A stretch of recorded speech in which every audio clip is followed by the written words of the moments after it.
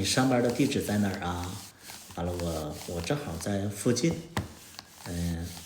其实你看人都不会撒谎，都不知道他在哪儿，我就说，上班地在哪儿？我正好在附近。你说这个，它其实就是一个撒谎的一个东西。反正我就要说地址，他就在那个哈尔滨的火车站。有哈尔滨人吗？哈尔滨火车站那个就是火车站附近有一个叫那个叫什么？哎呀，我也忘了，反正就是，就是在那个转盘道那儿，然后有一个新世界吧，哈尔滨新世界还是新世界，应该叫新世界，哈尔滨新世界的那个，那个商场。然后我就说啊，那我去给你买东西，给你送过去吧，正好在附近。他说好，就这样呢。我就去应该是算西大直街的那个头有一个叫家乐福的一个超市，然后我就在那个家乐福那边，我就去超市给他买了点吃的。当时就那些吃的我自己都没吃过，我记得非常清楚，就大概是在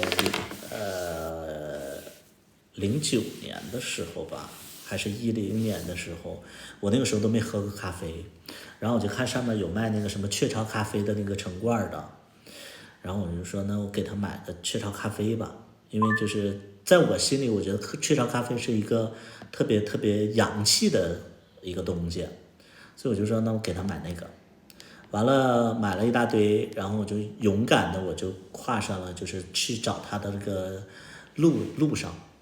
然后呢，等我就进了那个商场里边，我就突然就觉得很热。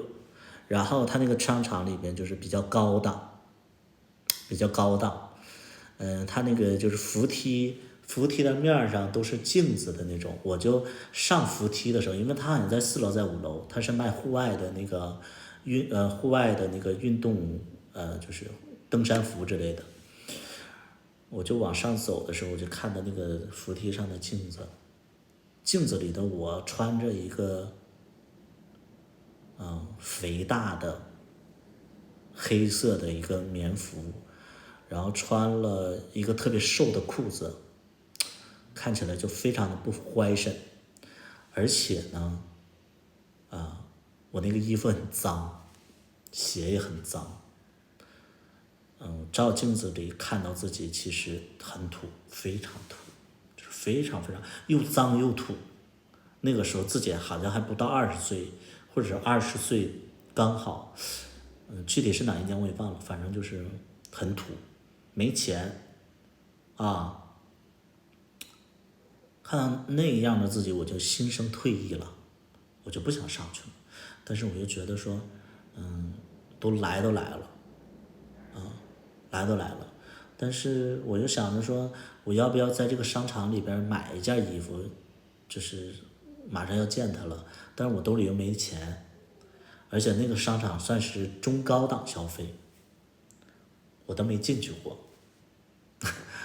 那买衣服咱也买不起，而且那个时候就是你年轻没钱，你自卑的，后来就还是硬着头皮往上走，因为自己有点紧张，所以找了好几圈也没找着，就跟他约定的时间是半个小时之内就给他送过去，结果晃悠晃悠将近1个半小时还没找着。然后我就觉得说我连个他的这个店我都找不着，就觉得太完蛋了，我就不好意思找他。后来我就时间越拖越久，我没办法了，我还是跟他说了，我说，哎，不好意思，我问一下，就是你店在哪儿啊？我找了好久。他说在那个5楼的什么什么地方，大概啊。然后我就往5楼又看了一下，那种你又在找他，然后你又不敢去露面的那种感觉，你们能懂吗？就是因为你是来给他送吃的你想见他一面，但是因为你穿的又这么 low， 所以你又不好意思见他的那种感觉。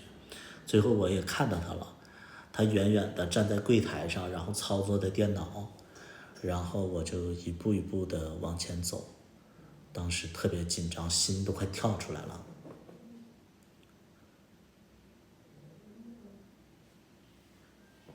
哎，我给你带了东西，你吃吧。啊，你是那个 QQ 那个是吧？谢谢谢谢谢谢，哎呀，真的麻烦你跑一趟，谢谢。看看是不是你喜欢吃的，我也不知道你喜欢吃什么。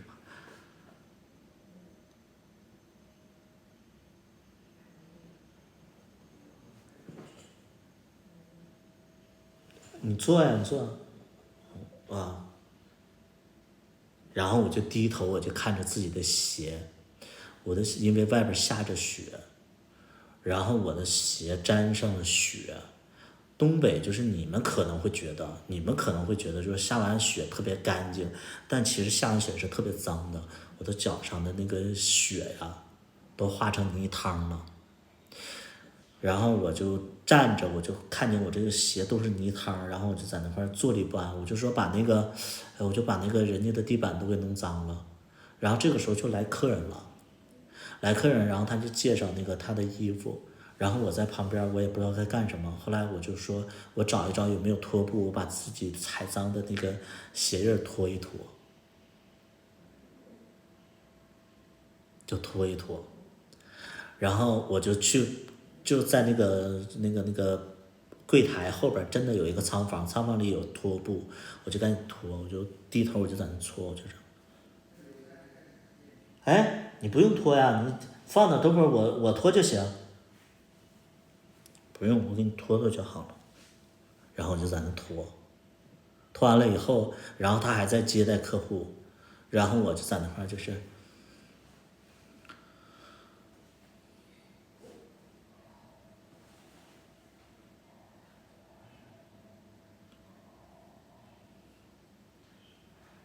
我就不知道该干什么，因为他一直在接待客户，然后我就觉得自己好突兀，站在那块儿，就是你就像一个碍眼的人，你知道吧？你也真的好碍眼，就是你跟那个运动品牌也不搭，完了你买了把胎的，你土了吧唧的，你在那块儿，就那种感觉，就是你在那块儿就是很尴尬，你的存在就是个尴尬，然后我就那那你忙我就先走了，然后我就走了。我还特别小声的跟他说：“我说我那个走了。”然后他可能就没听见，完我就走了。走了之后，外边下着大雪，还下着雪呢。然后我就往回走，走的时候，然后因为我把钱都给他买那个吃的了嘛，大概花了三四十块钱给他买吃的。那个时候也没什么钱嘛，我说那我就坐公交回家嘛。我清清楚楚那是58路，就在他那个商场后边的一个街道里边，58路的终点站，起点站应该叫做。然后我就坐上那个58路的起点站，然后我就想就是回家嘛，回家，然后车上又特别冷，你知道吗？那个年代的那个，就是公交车，它其实是暖气会没有那么发达啊，没有那么发达。然后我就坐上那个车，然后就是窗上全都是那个霜花啊，全都是霜花。嗯，我就在那块儿就嘚嘚瑟瑟的。后来他给我发了 QQ，他说你怎么走了？我看你在忙，我就没跟你打招呼。其实我打招呼了，但是我就觉得他可能我要说我跟他打招呼了，他会自责，他觉得他没有看到我走。谢谢你买的东西，下次不要再给我买了。哦，好。然后那个紧接着他就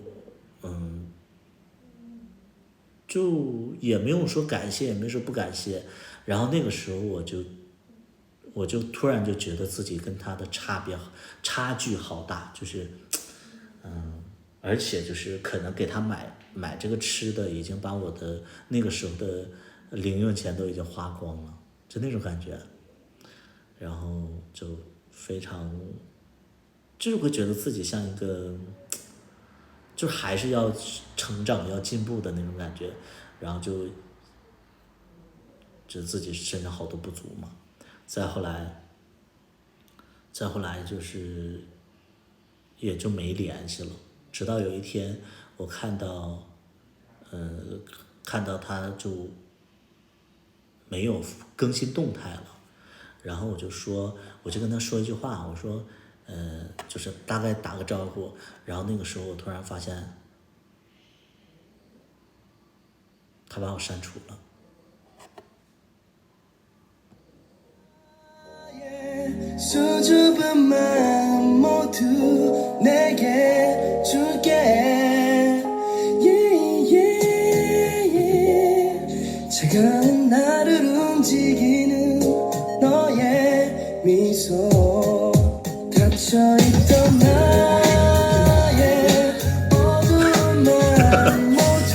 把我删除了。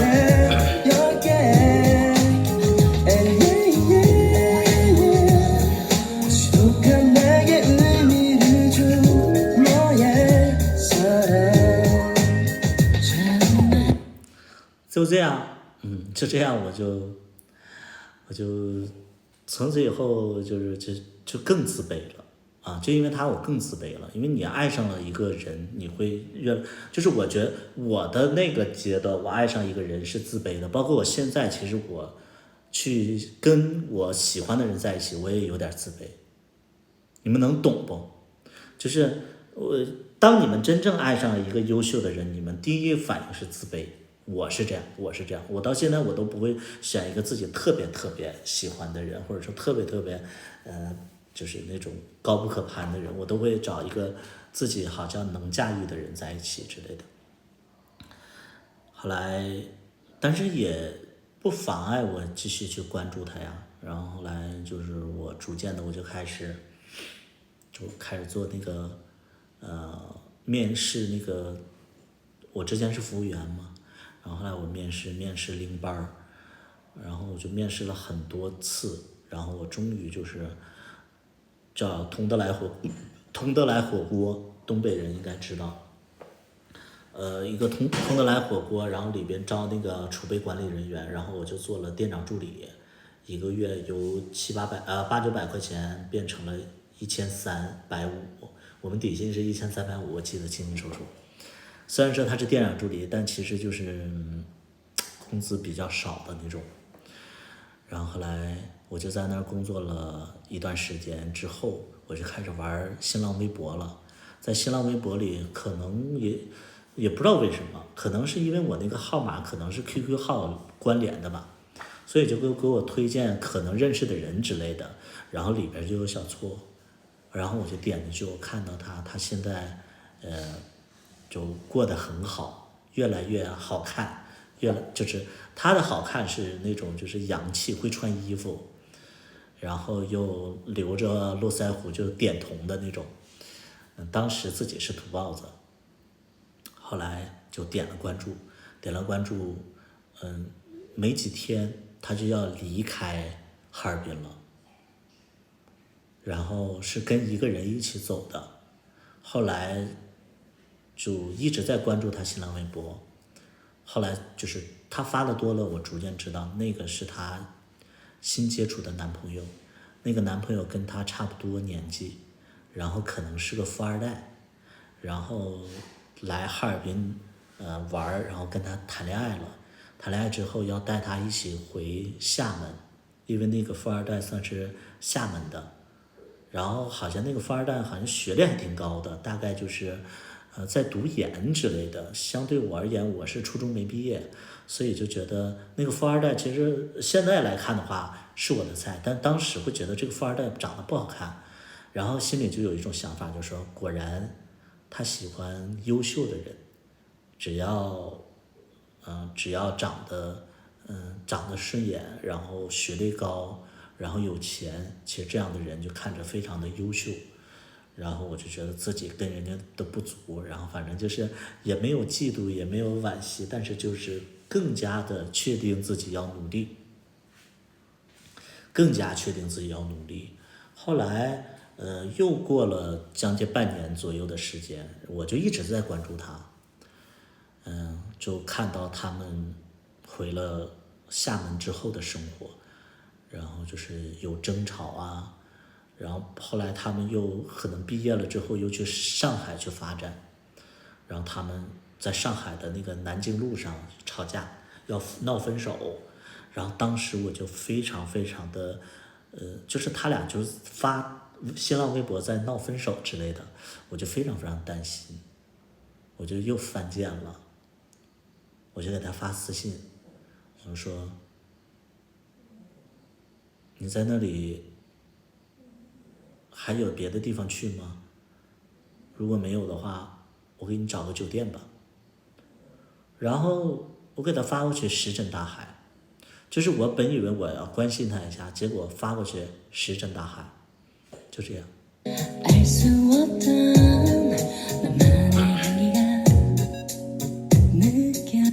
然后后来我就那个没办法呀，我就继续的关注，直到大概2个月左右，他从那个就是上海回哈尔滨了。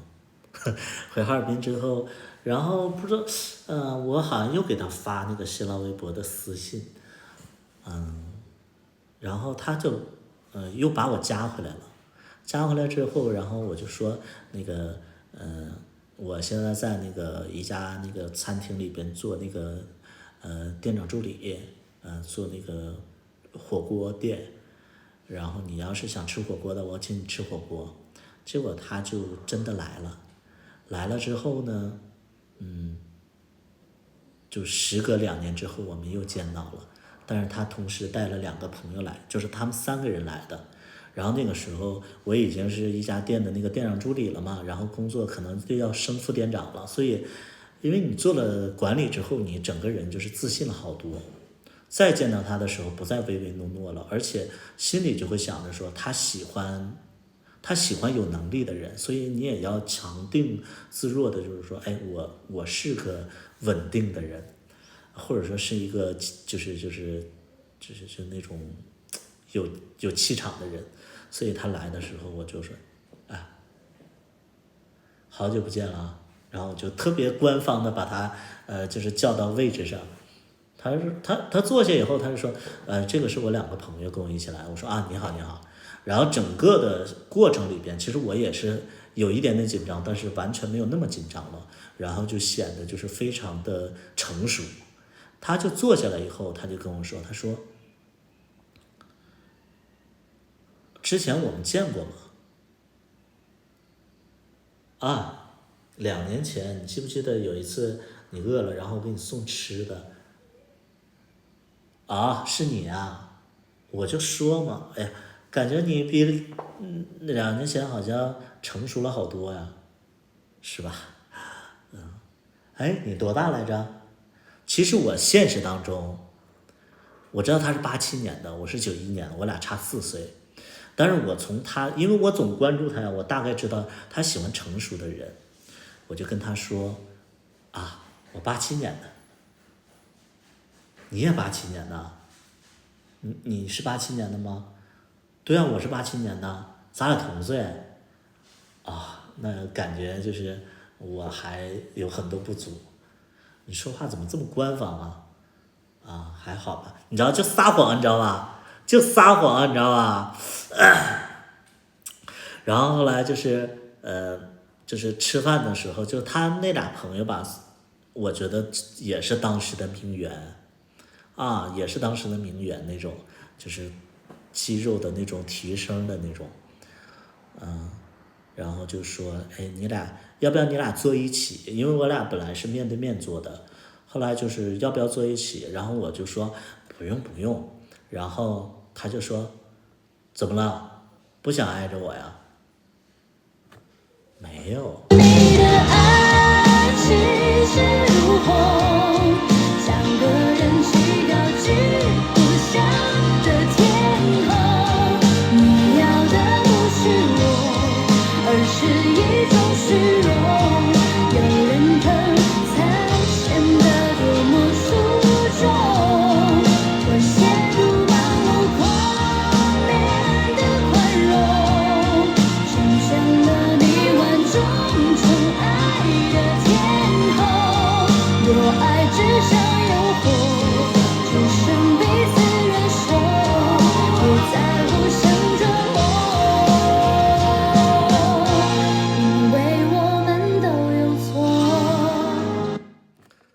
我俩就坐在一起了，坐在一起以后，然后我们就就那种就聊天嘛，然后就是我那个时候已经挺能喝酒的了，然后我就一直跟他喝酒，他好像就是酒力不太行，他说你好能喝呀，还好，其实就那种感觉，其实就是好像他对你有一点点崇拜或者迷恋的那种感觉，好像爱情要来了。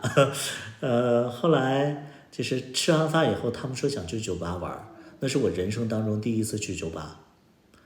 后来我们就去了一个直人的吧，叫苏荷，哈尔滨的苏荷酒吧，在那个厢房那个叫什么路来着忘了，反正就是红旗大街那边啊。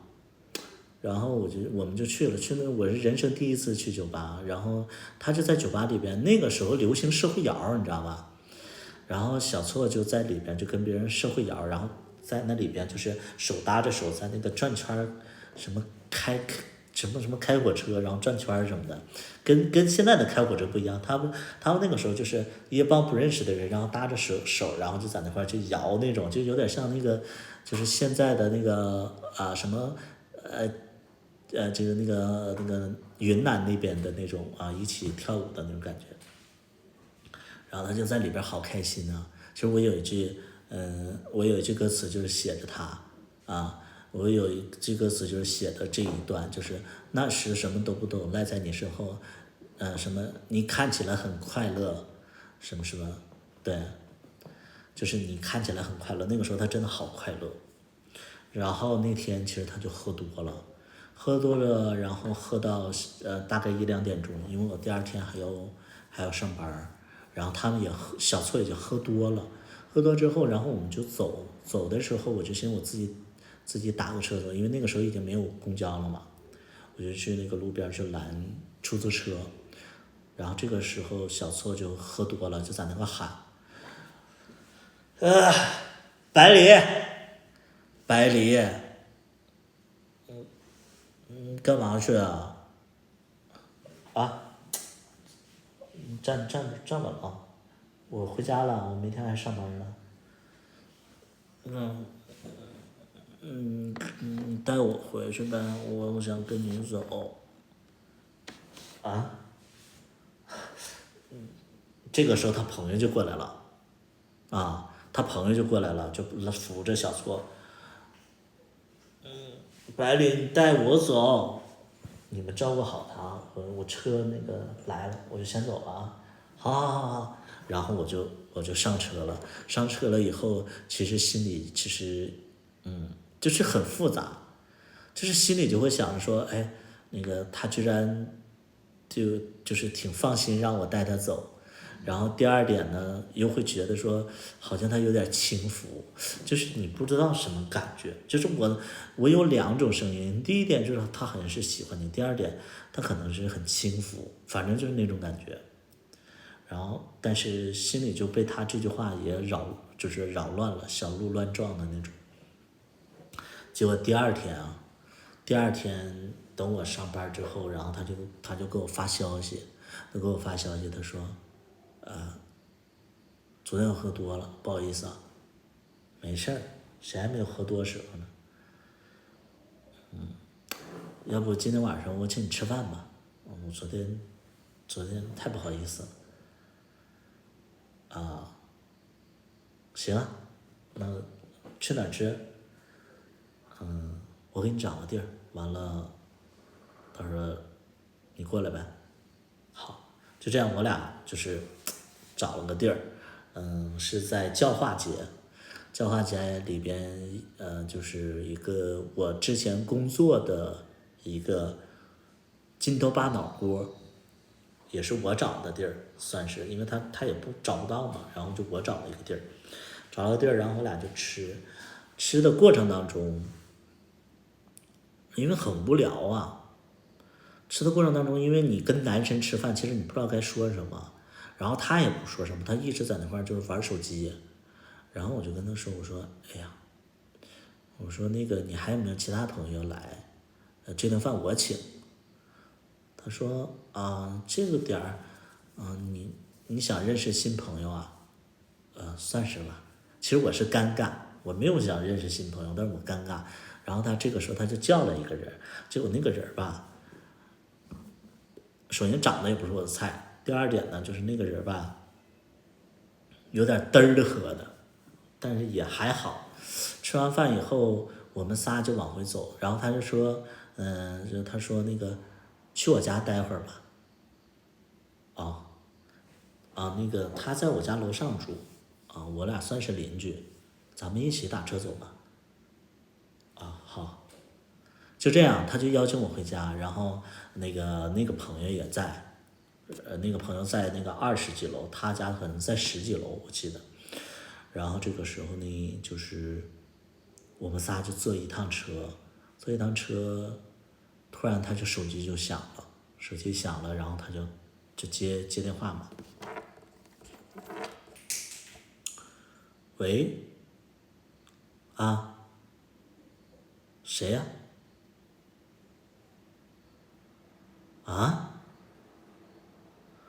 他灌你酒，他跟我在一起不这么撒野的呀。不，你上次跟我认识，我们之前认识了，那之前可怂了，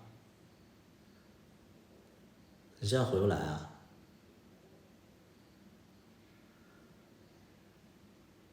那我去帮你呗。他见到我他就老实了，行，那你把你告诉我哪个 KTV？行，我马上过去。行，看我怎么收拾的，等着吧。就这样，他就挂电话了。那个，等会儿你帮我把那个百里送到我家，密码不是你不知道吗？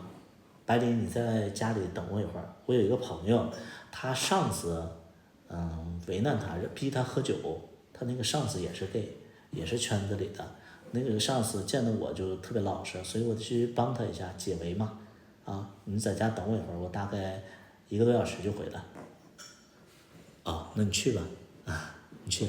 就这样他就中途下车了，然后我跟他那个邻居我们就上楼了，然后他就给我按了密码，然后我就进去了。进去了以后，我就在那块儿，就是那个朋友就是走了嘛，他回自己家了。然后我进去以后，就是它是一个单身公寓，单身公寓它有点像什么呢？就是一进来以后就是一个开放式厨房，然后门口是个厕所，再往里边是个沙发，然后没有客厅，没有那个就是房间的，就是一个公寓，就是床加上客厅在一起的。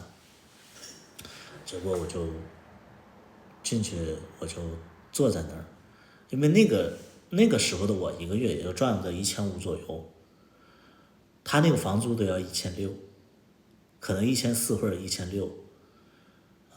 可能对于我而言的话，我一直都想租这样的房子。可能现在咱们看不上了，但是之前那种公寓，其实一般人租不起的，可能只有名媛能租得起。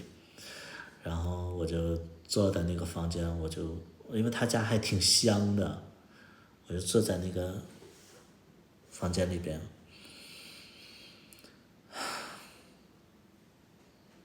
这就是他家。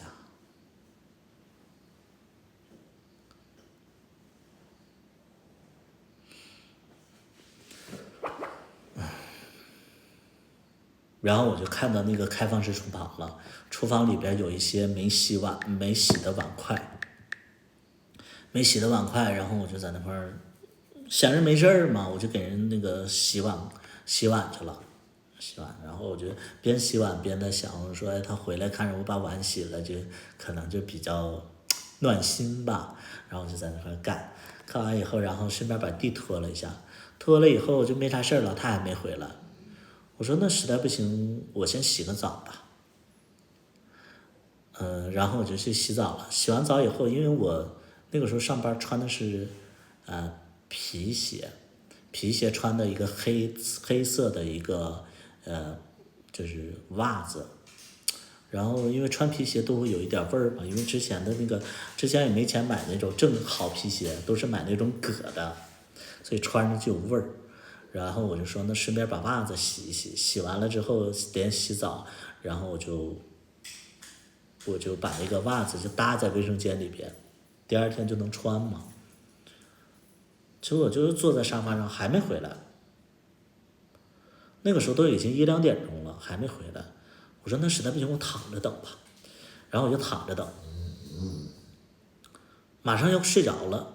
这个时候突然就是门锁响了，是个密码锁嘛，他家门锁响了，然后我已经躺在那儿，然后背对他们躺的嘛，背着躺，然后其实我醒了，但是我有点紧张，然后我就说他回来了，我有点紧张，然后就装睡。结果我就在那块就是有点幸福的时候，这个时候我就等着他回来嘛，然后我就听到门口悉悉嗦嗦的，就俩人在那块蛐蛐，小声点儿，那个朋友睡着了。刚才我领导被你惯的连屁都不敢说了。他以后他再惹你就跟我说，换鞋。好。然后我在那块背对着，我惊呆了，怎么有俩人？就你们能懂那种感觉吗？就是我一下等了俩，而且他俩的对话有一点点暧昧，有点暧昧，就让我很尴尬呀。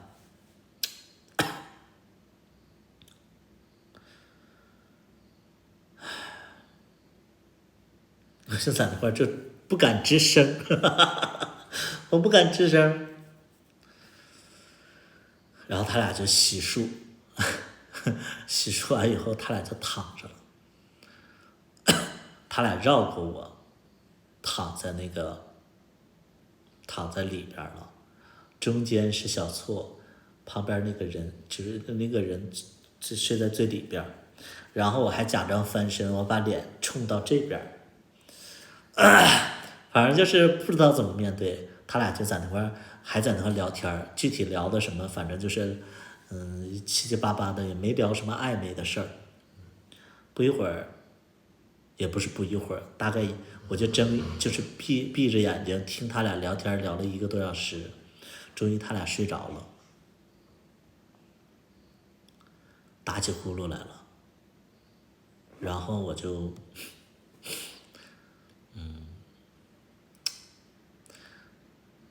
我就很无语啊，我不知道该怎么办，就是很莫名其妙。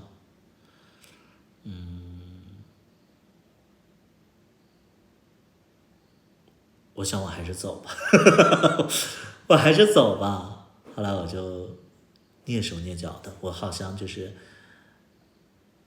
是做了什么亏心事一样，我就轻巧巧的，我还怕打扰到他俩。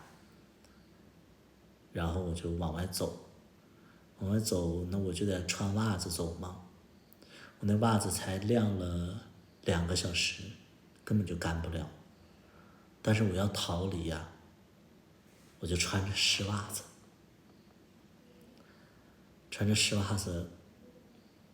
套上皮鞋，然后就悄悄的把密码锁关上，然后我就走了。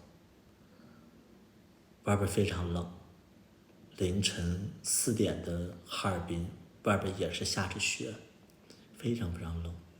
我穿着湿袜子走在零下快20度的街道上，路上也没有出租车，我觉得好惨。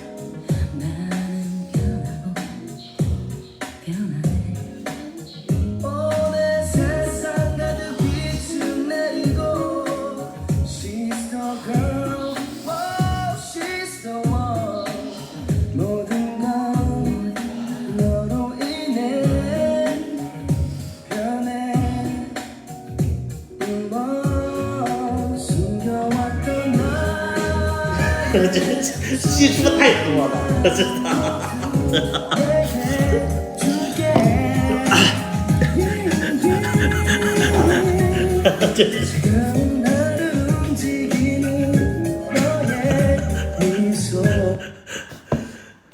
在室外怎么会有取暖啊？就这样，我就一个人走的，终于有一辆车，终于有一辆车，然后我就坐上车了，然后我就一个人找了一个旅馆，然后我就那个躺下了，因为冻得够呛，然后脚已经冻得没知觉了，因为你想想-20多度，你的袜子是湿的，你们能想象吗？就是脚已经冻得没知觉了，然后我找了一个地下的旅馆，当然就是那个时候我也没钱没钱住那种就是酒店，我们哈尔滨都是地下的旅馆，我就住旅馆。然后那个时候的手机也是比较不好的手机，就是属于那种用万能充抠那个电池，然后我就抠电池，然后我就找那个老板要了一个万能充，我就充。等我第二天醒来的时候，都已经12点多了，我也上班也迟到了。这个时候我把电池装上，我发现电池也没充进多少。然后装上之后，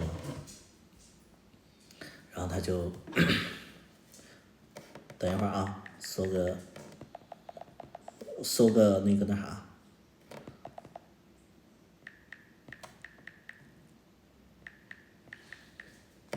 搜个 BGM 啊。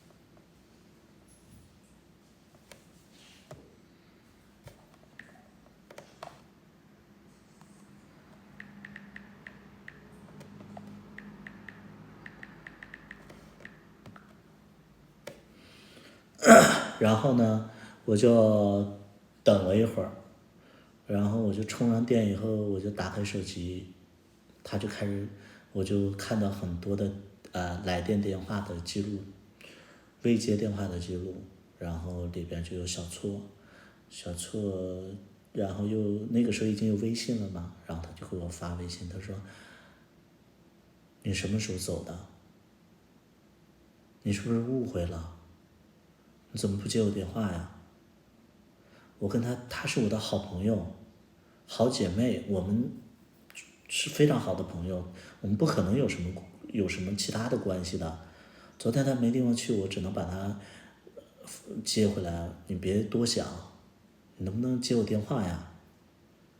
反正就是他就给我发了很多条，然后我看到以后，我就觉得他还挺在意我的，对，他很在意我，然后我就觉得消气了，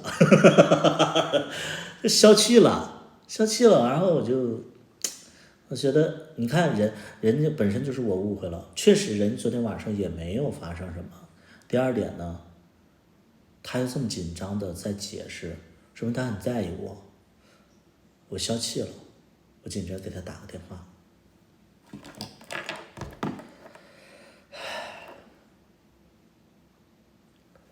喂，我昨天那个手机没电了，然后抠电池充的电，没多想，我昨天那个着急早上上班儿，我没多想，我怎么可能？我知道，你想多了，我没那么小气的，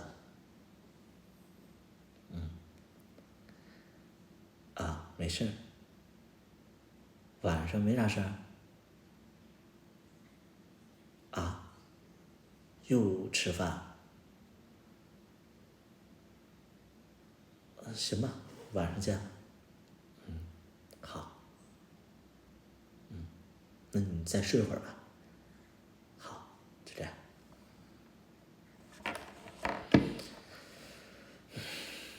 就这样，他晚上又约我吃饭，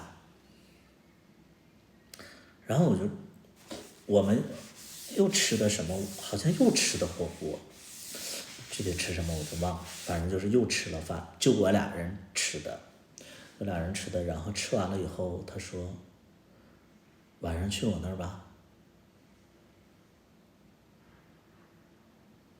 这回不会有其他人了吧？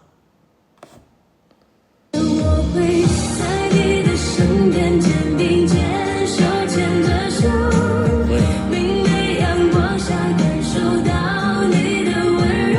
现在以后，无论多久，愿意等候。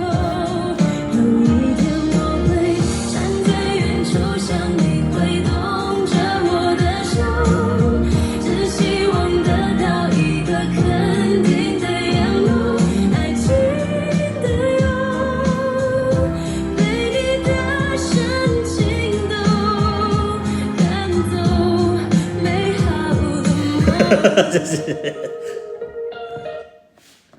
把衣服脱了，然后就也没发生那个没有发生那些关系，反正我就记得就是亲了他，因为我这个人吧，我跟大家不一样，我跟大家不一样，我是越喜欢的人，我越不想过早的发生那些关系。我觉得，越在乎的人，越喜欢的人，我反而会没有那种感觉，恨不得就是捧在手心那种。我是这种人啊，我跟大家不太一样啊。你像丹青老师，可能他就是看到喜欢的人，他立马就是去灌肠了。我不是这种，我是属于那种就是喜欢的人，他好纯洁无瑕，好像捧在手心，就那种可能是这样的啊，我是这样的啊。就这样，我俩就亲了亲。第二天外边还是下着大雪，而且阳光很足，但是又下着大雪。我就因为我还要上班嘛，啊，我要上班，完了我就跟他说那个穿上衣服，那我上班去了啊，他在床上躺着啊，那你去吧。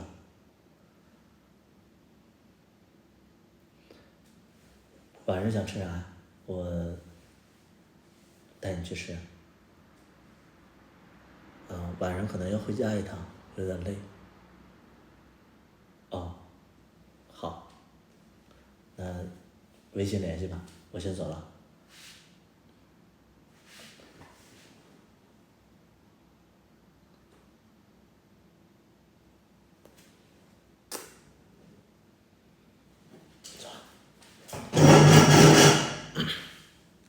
就这样，我就跟他吻别了一下，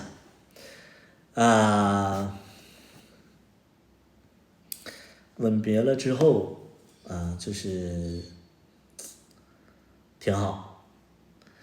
外边虽然说下着太阳雪，路上其实就是雪花就是片儿就非常大，我记得那天就是那大雪片子，然后又是太阳雪，就是非常的刺眼睛是给人那种感觉。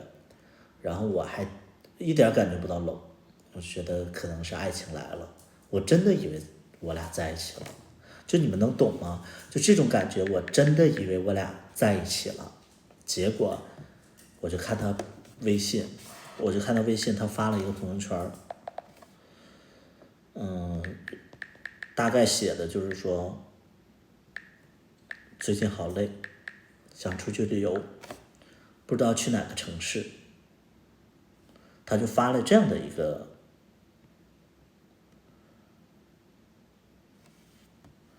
他就发了一个这样的一个文字，然后我就说，他怎么好累啊？他不刚跟我在一起，他不挺开心的吗？然后紧接着我就说，你想去哪儿旅行啊？我看你朋友圈了。没事儿，就可能会去找朋友玩一圈。有人陪你啊？那早去早回呗，就这样。就你其实明显感觉到他其实不想跟你说太多的那种感觉，啊，他不想跟你说太多。然后我就说那好吧，结果晚上的时候他就发朋友圈，又开始发朋友圈。我那个时候还没下班呢，发朋友圈，他说到沈阳了，他直接就去沈阳了。到沈阳之后，然后因为他很爱发朋友圈，然后到沈阳之后，然后他大概9、10点钟，7、8点钟，6、7点钟、7、8点钟，他就说喝多了，发朋友圈说喝多了。然后我就特别紧张啊，我就说怎么这个点就喝多了？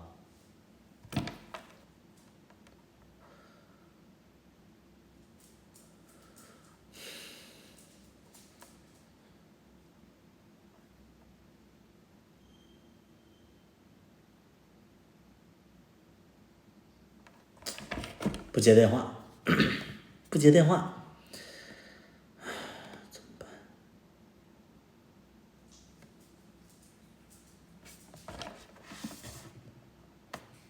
打语音电话。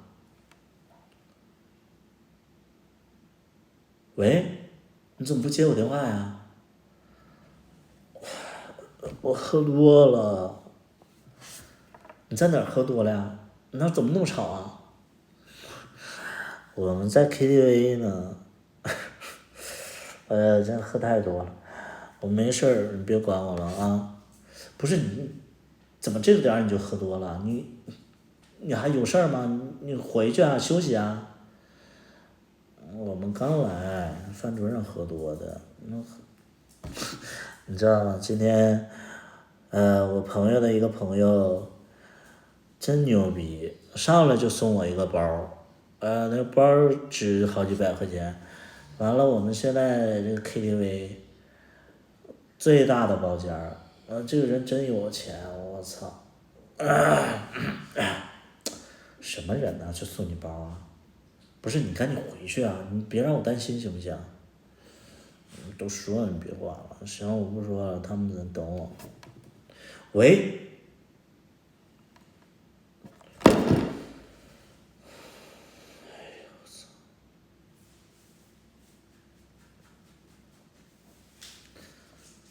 你在哪个 KTV？跟我说我去找你，他也没回，他也没回。不行，我得请假。喂，那个经理，我那个等会儿早走一会儿，家里出了点事儿。行行行行行，我交接好了好。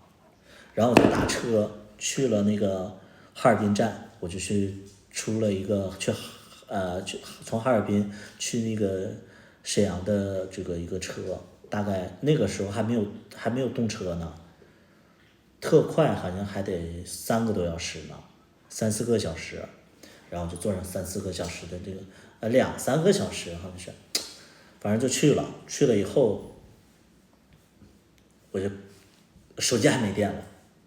然后给他，我就找那个找那个就是那个充电器，然后那个给他打了电话，他说他们已经走了，去了酒店了。我说哪个酒店？他就告诉我一个酒店的名字。结果我就到了那块儿，我打车的时候，师傅说这个酒店是全国就是沈阳连锁店，不知道是哪个店。然后等我再想打的时候，手机已经就是没电了，然后我就很着急啊，他喝多了，然后又跟别人去酒店了，我就很着急呀，我就很着急，然后我就就是手机还没电了，然后我就挨个的那个，因为它是连锁的嘛，它是连锁的那个就是快捷酒店，我就每家店我都去找，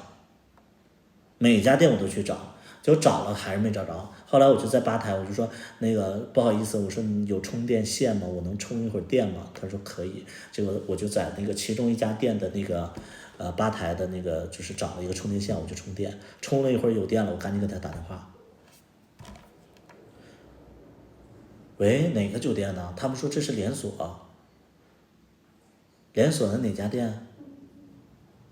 火车站那家。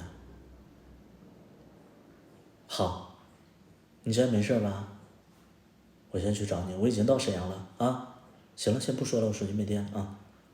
这样我就赶紧就是又收拾东西，我就找到那个酒店了。那个酒店原来是我去的第一个酒店，就等于我第一站其实就去过那个酒店，结果没联系上他。结果他就告诉我在几楼，我就上了大概是4楼，然后因为它是一个连锁型的酒店，就是房间都挺小的，然后我就是到了楼梯口，然后我就看到他的房间号那个门是开着的，然后刚想进去的时候，听到里边有人在里边。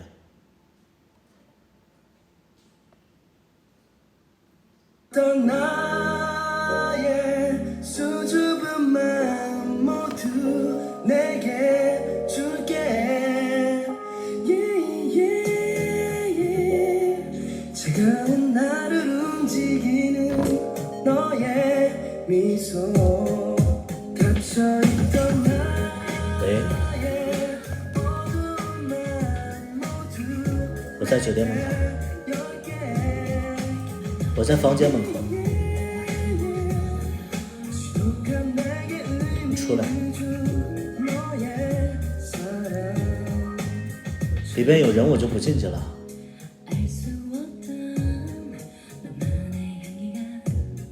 朋友，你怎么那么多朋友？朋友跟你回酒店吗？你出来，我有事跟你说。我叫你出来。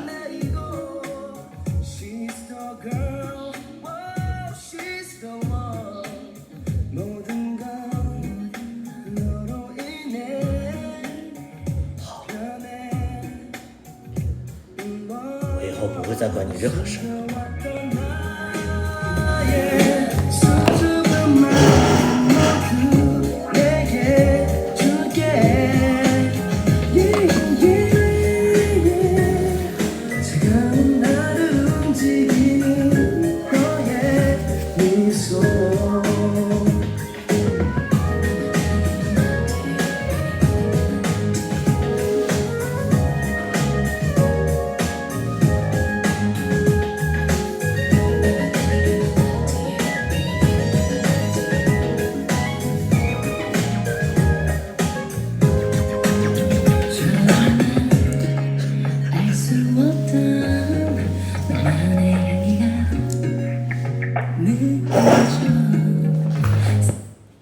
就这样，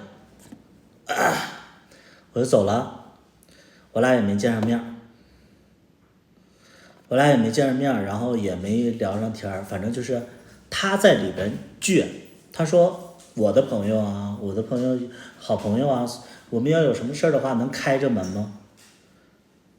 然后我就有心理阴影了，我说实在的，我就觉得说第一天去他家里有朋友，然后这又有朋友，完了你又喝多了，跟一个朋友在酒店里干什么？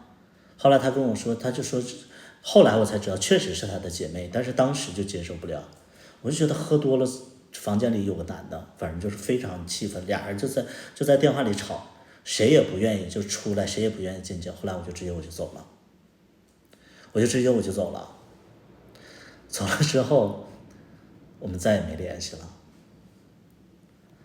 就没联系了。然后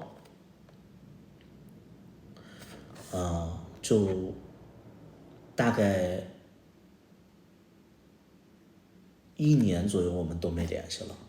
但我这个人还是就是你们知道吗？还是就是会看他的消息，然后也是在微博里边，新浪微博，然后他就发表自己的动态。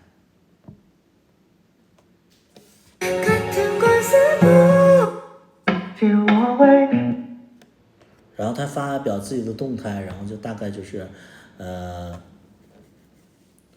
就是他又去了广州，然后就是每天吃喝的东西啊，然后就觉得说广州那边就是天气很暖和，再后来那个时候就有一些什么账号去挖什么名媛的一些损事儿，就名媛做的一些事儿，就有一些账号在挖他们，就是挖黑料，然后里边就有小撮的黑料，就说小撮可能就是是个名媛，然后骗有钱人的钱，找老头儿，然后介入什么别人的感情，第三者，反正就是被金主赶出家门，反正就有这样的黑料出来。其实我每一条都在看，但是看完就气得不行，但是只要有关于他的黑料，我还是在看，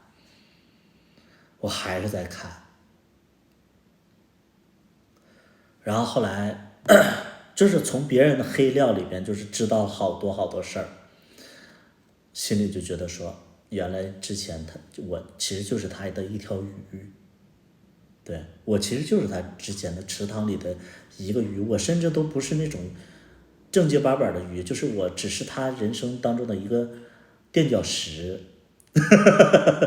对，这垫脚石，我是他的一个垫脚石。然后来，就是心里就会觉得说，哎，他不值得我这样，他不值得我这样。然后就是，但是每次还是在关注他，就大概过了1-2年左右，他回来了。他发了一个消息，就说在新浪微博说还是回东北吧，觉得南方不适合他。我心里就有一个声音告诉我说，他可能在南方混不下去了啊。然后我就说他要回来，我也不，我只是看一看。后来他就发了一个朋友圈，他说下周回去，不知道谁会来接我，如果有人来接我的话，我就跟他在一起，就发了这样的一个东西。然后跟他就看到这些东西以后啊，我就更确定了一点，就是他就是一直在钓鱼嘛，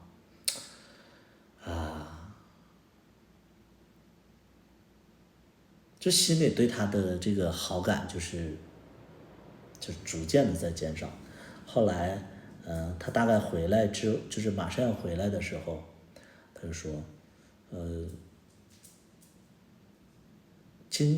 明天的飞机谁来接我，我就跟谁走。然后到出发那天又发了一条，就大概的意思就是谁来接他跟谁走，就大概应该不是3条，可能就1-2条、2-3条那种，1-2条吧。然后结果就是他坐上飞机了，其实我全程在看他我全程在看他大家说一说你喜欢主播什么喜欢什么了，看不懂的，你看得懂看不懂跟我们没关系你这个叫裂变的，就是你看懂看不懂没关系，你要不想看你可以出去就是你非得就是你这种的这个眼光或者怎么样的，只能代表就是你可能不喜欢，但你是什么样的人，你要问问你自己你的审美不是主流，或者说你的整个的人，你都不是特别成功的人，你喜不喜欢你的鉴别或者说你的认可没那么重要，能明白不就不用说就是什么怎么地了你有啥权威性对不对？不愿意看就出去别耽误我讲故事，可以吗？那个叫裂变的不管你是谁的小号，或者说谁的分号，或者说你是新进来的有时间吧，提高一下自己，对不对？你提高一下自己别活得那么，对吧？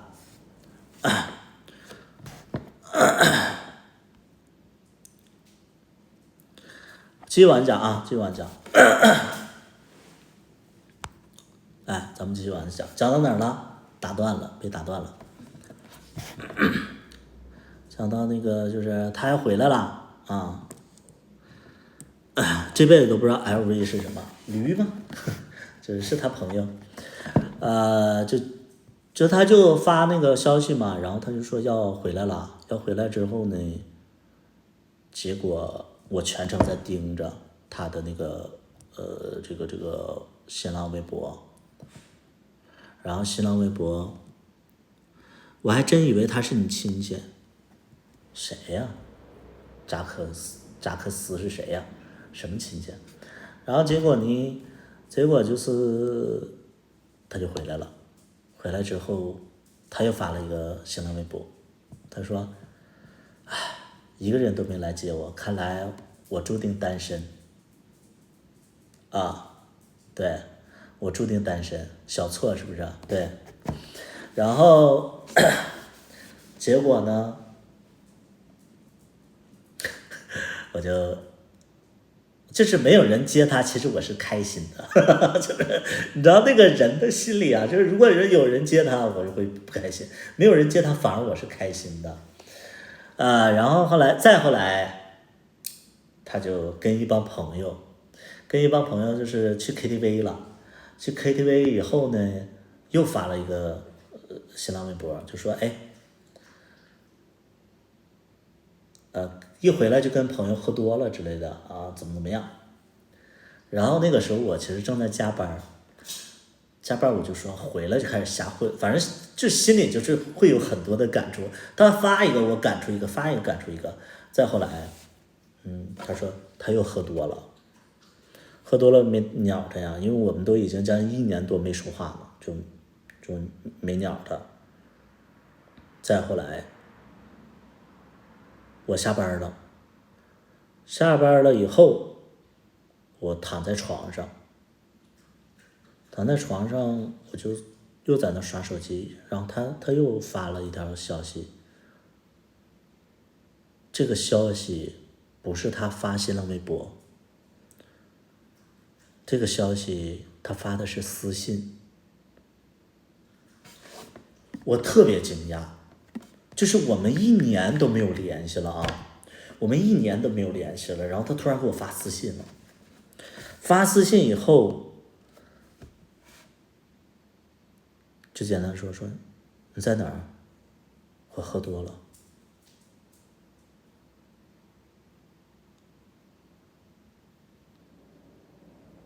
神经病！我继续看手机。我知道你在看我新浪微博。你在哪儿？我也没回。他发第3条说：“我哭了。”你在哪儿？我看到你哭，我哭了。你在哪儿？不行了，不行了。就我忍不了他哭，就我发现，就是我哭了这3字，就是让我彻底崩了，啊，彻底崩了。然后你说你在哪儿？我去找你。结果我就赶紧出门了。出门，然后就在那儿，就是到了他说的叫好乐迪，而且特别巧的是什么呢？就是我第一次去给他买那个好乐迪呀，就在我第一次给他买那个，就是那个家乐福买东西的那个家乐福的那栋楼里边，是在西大直街头那边。然后我就到那儿，就是因为那 KTV 好像是在2楼，然后我就在1楼大堂在那等他。我在1楼大堂在那等他。这个时候，因为我想上去找他，但是我也不知道是在哪个包间，我就在1楼大堂等他。结果呢，他下来了，摇摇晃晃下来了。他没下来之前，我就听到有一个人摇摇晃晃的下来，然后我就去那个楼梯口在等他。再见到他的时候，就是那种感觉他老了一些啊，觉得他老了一些。他摇摇晃晃下来了。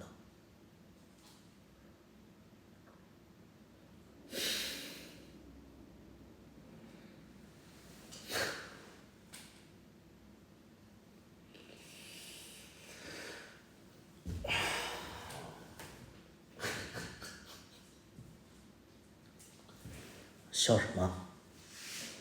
来，我扶你。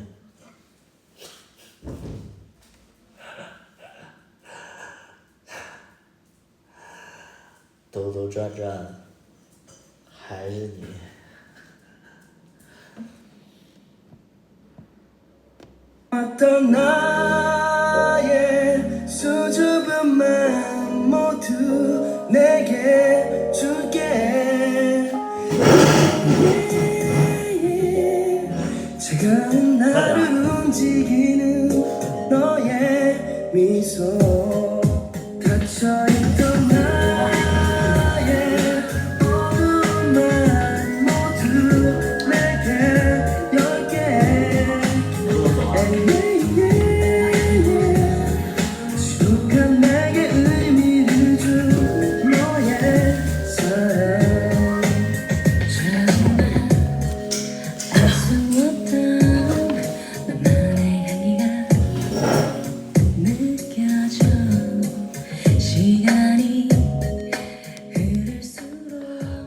然后之后呢，我们就找地方，就是找地方休息嘛，因为他喝多了呀，我不可能把他送回家呀。我那个时候跟哥哥住在一起，我就不可能把他送回去。后来我就说找个酒店，那个时候手里稍微有一点点钱，我说那住酒店呗。结果好巧不巧，就是那个年代之前还不需要就是身份证住宿的，只要这身份证号登记一下就行。就在那1年左右，就突然就是要求了，就是说你必须得用身份证去登记才能住酒店，所以我们找了好多家都住不了。然后他又喝多了，哎，没带身份证，你带了吗？没有。你介不介意住旅馆啊？都没有身份证不让住。不介意，我不介意，我什么都能住。那走了，前面有一家旅馆，咱们去看。就这样，我就带他去旅馆了。然后我们去了旅馆之后我就因为那个旅馆是一个地下旅馆，然后特别小，然后就剩2间房了，而且人家不要求身份证。然后我就找了一个看里边的，然后里边特别破，然后特别黑，特别小。然后我就帮他那个脱鞋，然后就把他放到床上。然后我就说，哎，渴不渴呀？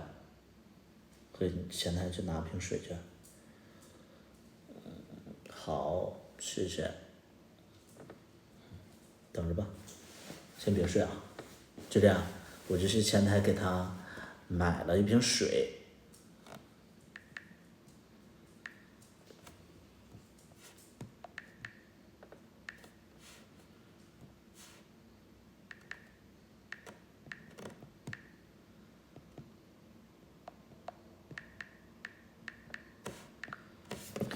再后来呢，我就拿回来水，他已经睡着了，我就开始给他脱袜子、脱鞋，然后就算是照顾他吧，兜兜转转了，真的是兜兜转转2年。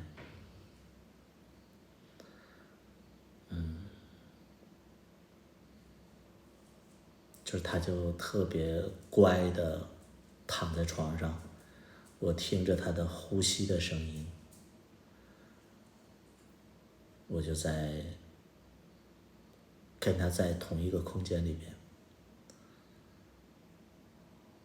那一刻其实就是宁静，就是好安静的，然后好心情也是特别平静的那种感觉，就是哎呀，真好。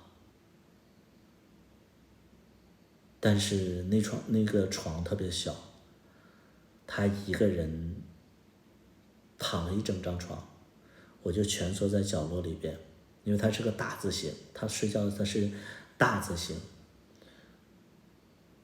我就蜷缩在角落里，结果第二天就醒了。醒了之后，我们一起吃了个馄饨，吃完馄饨，吃馄饨的时候，那个是早上8点多吃馄饨的时候，然后他就拍了一张我的照片，拍了我一张手的照片。拍完照片以后，我就去上班了。去上班以后，然后我就看他的那个新浪微博，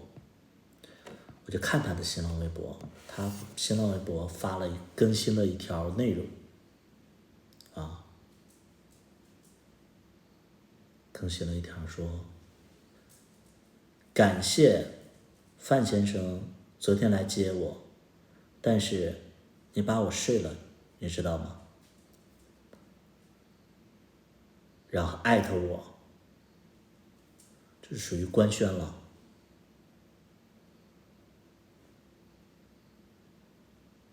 就官宣了，其实我没睡他，就官宣了。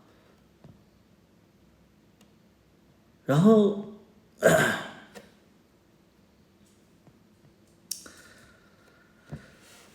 我就非常懵，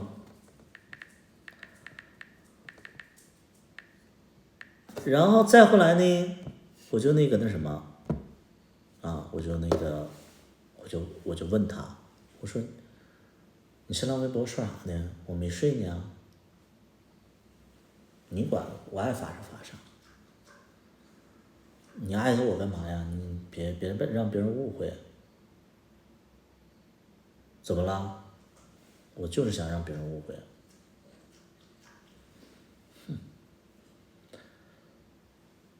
又耍我是吧？没耍你啊，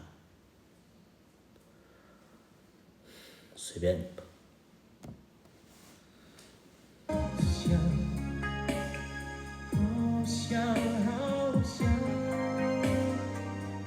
好想和你在一起。就这样啊，就这样啊。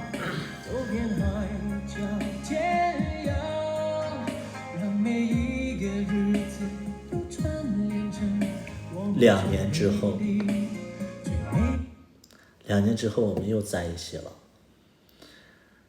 那个是官宣的在一起，我就觉得真在一起了，就觉得不可思议啊。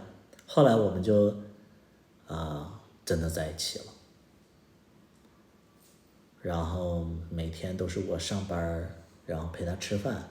然后他那个时候，因为他家就在哈尔滨，他就住在家里，然后他跟我一起出来吃饭、约会，然后住酒店然后我跟他就是亲密的，对。再后来就过了5、6天吧，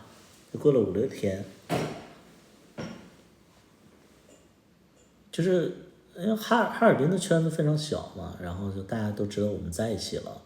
那个时候小错的风评不是特别好，所以很多人吧就觉得他是个大名媛嘛，然后就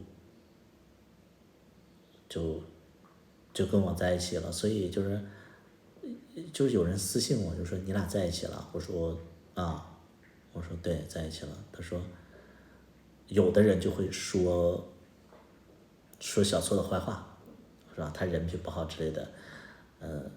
有的人会就说祝福，就是反正就我俩在一起之后，就有身边的人就是私信我，就说话，就说这些东西，反正就说什么的都有，我也没在意。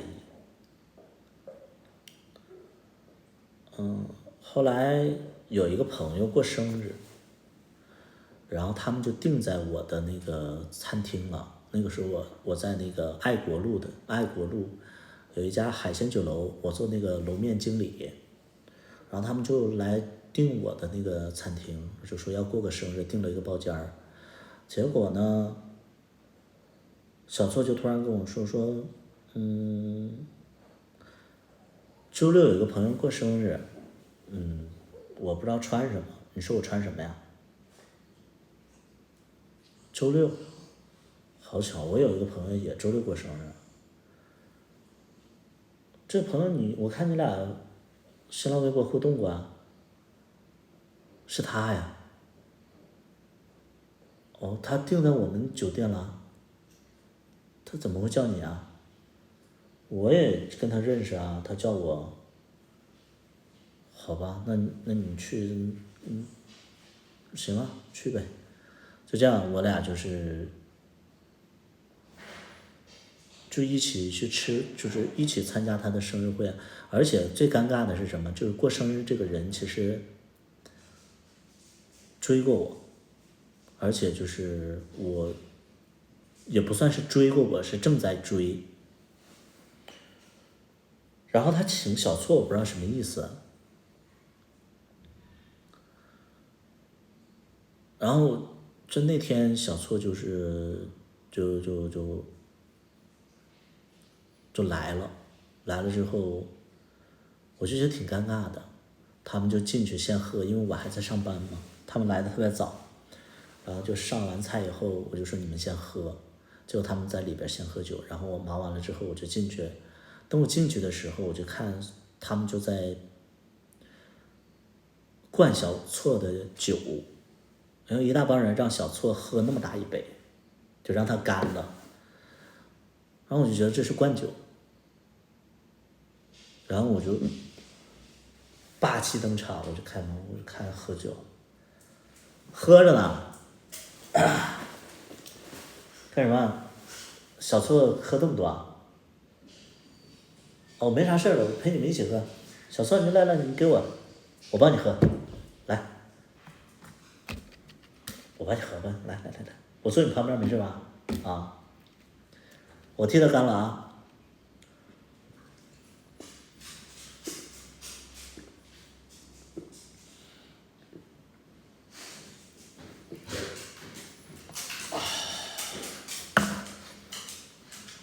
我替他干了，啊，忘了宣布一个事儿啊，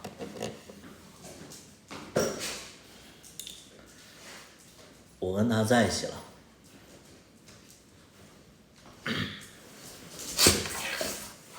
然后所有人都惊呆了，你知道吗？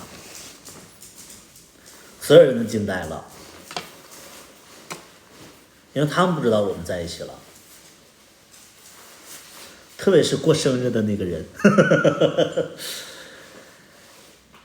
然后我就英雄救美嘛，小策就是看着我，然后我就跟他们就是喝酒，就那种感觉，喝多了，喝多了，明明那个过生日的那个人，对吧？喜欢我还，完了我跟别人在一起了，最重要就是我喝多了。喝多了，他们第二场去 KTV， 人可能都没想叫我俩，人觉得尴尬，结果我喝多了，人家说去 KTV， 我也就去了，去了之后喝多了嘛，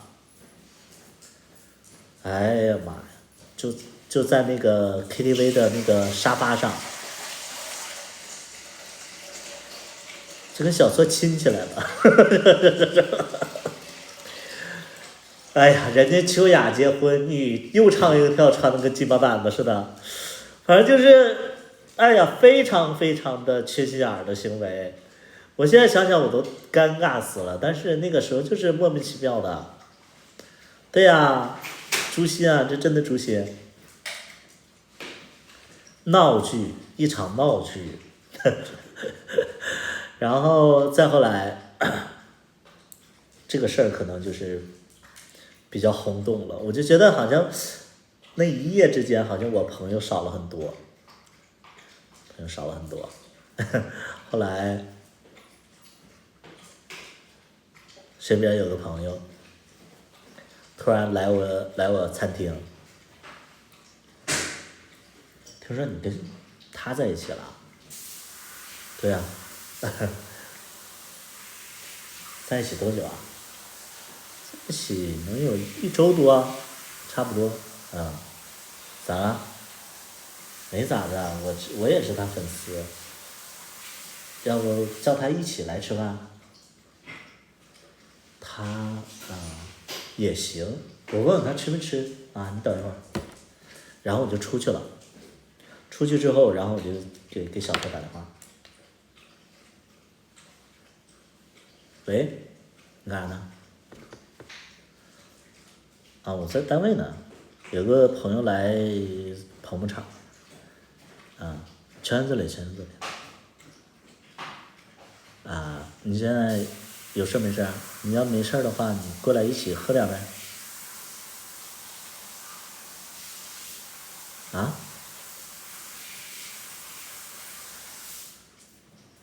啥呀？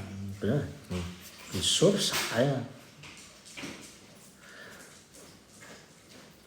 人家想让你过来喝，就是吃点饭，喝点酒。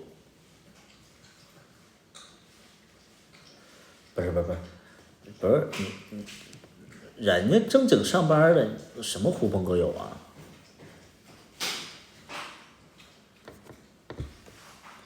不是我，不是，你的朋友叫朋友，我的朋友就狐朋狗友。是我这些朋友吧，确实没你朋友牛逼你那帮朋友都是有房有车的，但我这些朋友也不差吧。再说人家只是就是觉得你有名气，想跟你一起吃点饭，喝点酒，那怎么了？你干嘛说话这么难听啊？那我就问你能不能来？不来就不来，别那么多废话。好了，就这样。他就在电话里就说那个不让我跟这帮朋友，就是乱喝酒，这帮朋友没啥本事，有时间多跟他的朋友接触接触，说不定人有资源能帮一帮。然后我就非常气愤呐，就是人家只是让他过来吃饭，然后他就把人家贬低成这样，我觉得，就神经病。然后最终还把我损一顿，不来吧，还把我损一顿，非常生气。然后这边我就跟他就算吵架了呗，吵架以后，然后我灰溜溜的回房间了，就是回包间了。回包间以后，然后我给他打电话了，他在家已经吃过了，就不带他，咱俩吃咱俩的哎呀，下次有机会的，好吧？来，喝。就这样，我就跟他算是吵架了。吵架之后呢，从那以后我就是大概3天左右，他来找我，我没搭理他。因为我那个时候在跟我哥一起住嘛，然后我也没搭理他，第一次来跟我说话我没搭理他，第2次来我也没说话，第3次他3天剪了2次头，就为了来找我。然后我哥还说你朋友来了，你俩怎么不说话呢？怎么的了呢？我说没事儿我俩这太熟了，不爱说话，就这样。第3次来就炸了，他就跟我生气，他就走了。走了之后我就在后边追，他在那块跟我喊。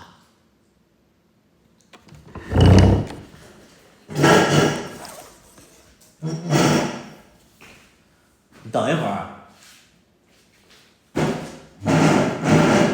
你不说话吗？我等什么呀？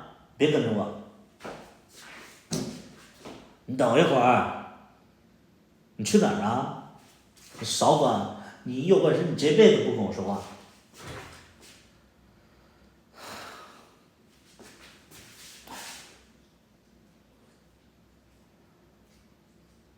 不是你，我就不能生气吗？你生什么气啊？我哪句话说的不对？你想一想，咱俩现在连个住的地方都没有，你有钱租房子吗？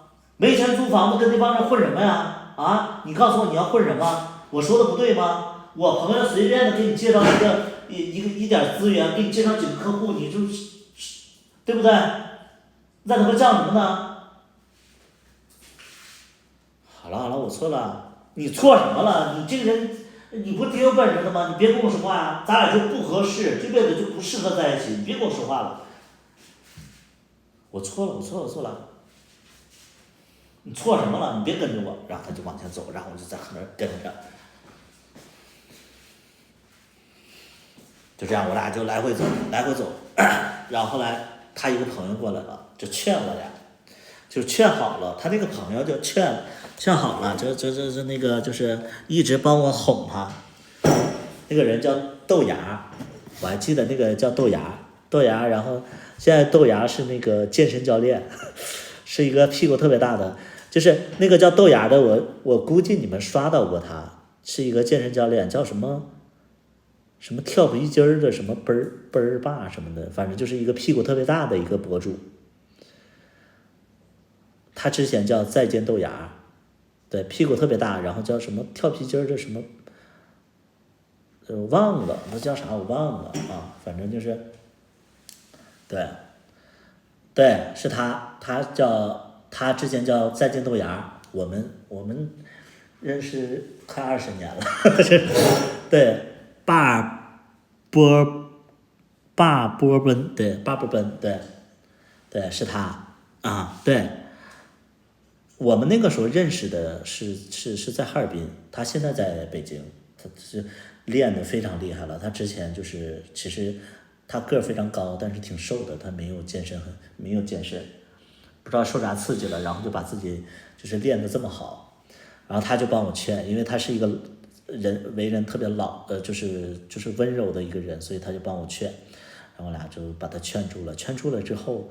然后就说那一起吃个饭呗，结果呢，我这要吃饭的时候吧，就有人给我发私信，又是新浪，就是那个微信的私信，微博，微信，给我发微信，就说，图图你跟那谁在一起了？我说对呀，啊，没事儿，那你俩啥时候在一起的？在一起1周多了，啊，挺好的，祝福你俩。你俩也挺般配的，啥时候请你俩吃个饭啊？都可以啊，但是都可以的啊。那我们在中央大街，你要不要跟我们吃一点啊？我们也在中央大街。啊，那挺巧，那就你们没吃呢吧？没吃没事，那等会儿咱们就去麻辣100%吃呗。可以啊，那我问一下那个他们，看看他们去不去。好，你问一下，等你。就这样，又是一个算是对我有好感的人，然后就知道他在一起了，然后就说请我吃个饭，然后就可能就有一点点就是遗憾吧，就想请我吃个饭，然后就也想见见小错嘛。然后就说那就去呗，正好我们仨，他说他们也仨，我们也仨，正好6个人，就是去哈尔滨中央大街，麻辣100%，然后就找了一个包间儿，我们就坐进去了。坐进去以后，一开始都挺好的，因为小错就是他生气的话，他也不会当着别人面给我甩脸的。然后中途呢，中途我就上了个厕所，等我回来的时候就不太对劲儿了。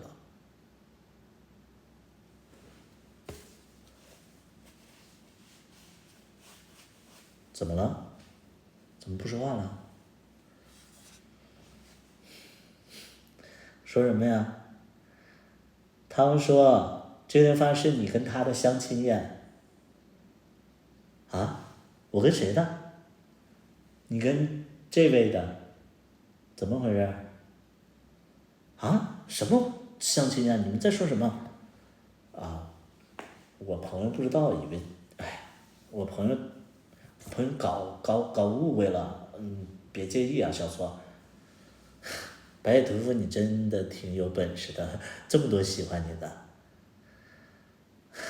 行，吃呗，没事，我无所谓的，大家吃吧吃吧。就这样，就在饭桌上，然后就是闹了这么一个乌龙，就是因为请客的这个人可能跟他的朋友说过喜欢我，结果嘞，就请我一起吃个饭，然后不知道我跟小错在一起了，所以他那个朋友就以为就是这顿饭其实是撮合我俩在一起，所以就是搞得就是小错又生气了，然后我们就吃的也是不愉快，然后结束了之后，然后那个豆芽先走了，然后我们就是我送小错回家，然后因为中央大街那站人特别多嘛，他穿着个拖鞋，然后我就上公交以后，我就用手臂给他围起来，因为他个子比较小，手臂给他围起来，然后他就不跟我说话，我也不跟他说话，但是我还是要保护他嘛。下车以后到了他家附近了，白里头夫，咱俩还是思考一下合不合适吧。你也非常优秀，我也非常优秀，都不缺喜欢的人，喜欢自己的人，对吧？好好考虑一下吧，谁也别耽误谁。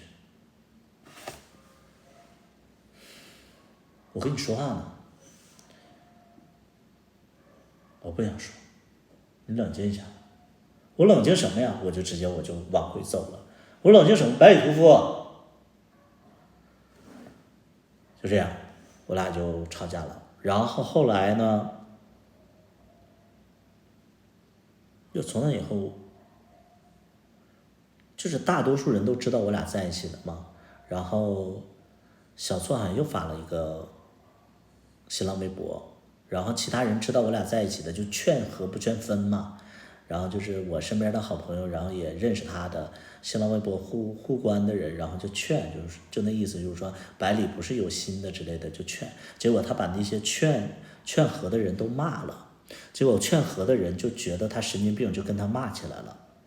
反正就网上他就在跟别人对骂，因为我在跟别人对骂，就是帮我的他就骂。后来我就觉得哎呀乱七八糟，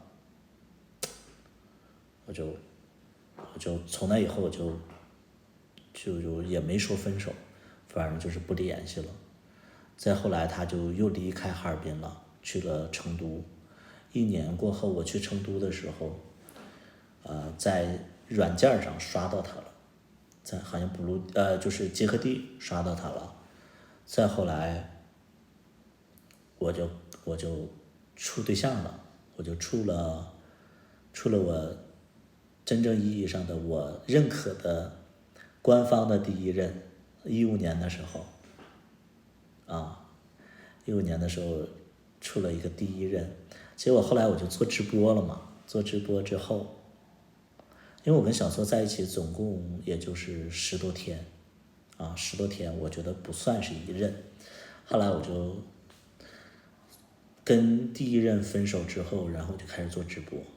然后因为那个时候他在北京，他就去北京发展了，恰好认识我们那个直播平台的老板，然后他就去那个直播公司去做客的时候，然后他就问他说：“哎，你们平台现在直播第一名是谁呀？”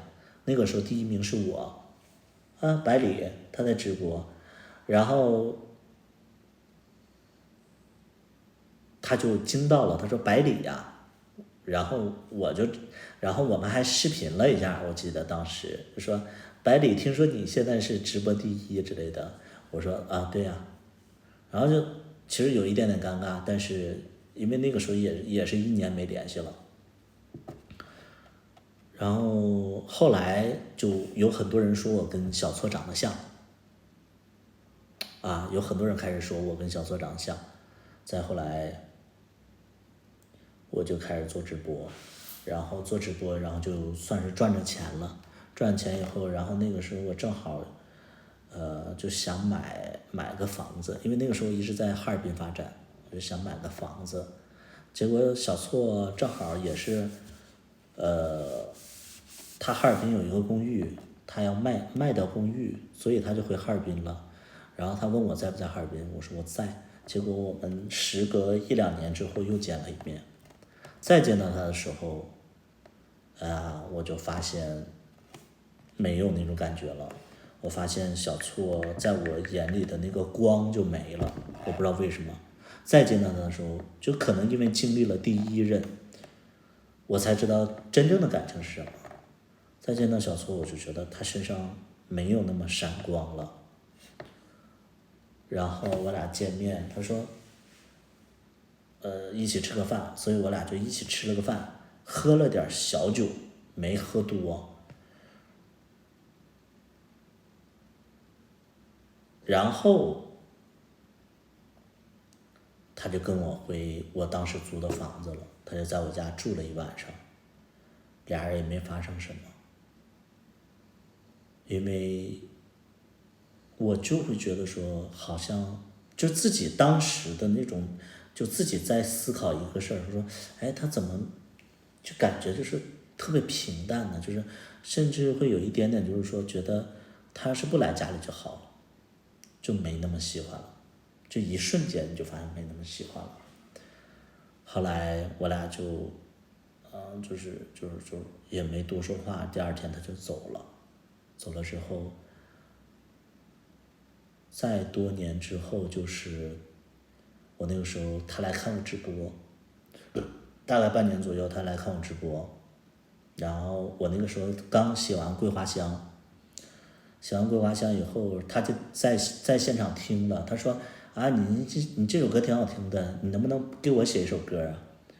我说可以啊，然后我就答应他了，答应他之后，因为那个时候就是写歌的，就是疯狂在产歌，后来我就给他写了一首歌叫《小错》嘛，结果他非常喜欢这首歌，然后这首歌也是为数不多的欢快的歌曲，后来就他听到，然后他就有的时候他就说，哎，我在酒吧呢，酒吧里放的是小错这首歌，所有人都知道这首歌是我的。我说啊，挺好的，挺好的。再后来，小错就越来越老了，我也变老了，小错也变老了。然后，就后边经历的一些事儿我忘记了，因为我这几年喝酒，记忆力不是特别好。直到去年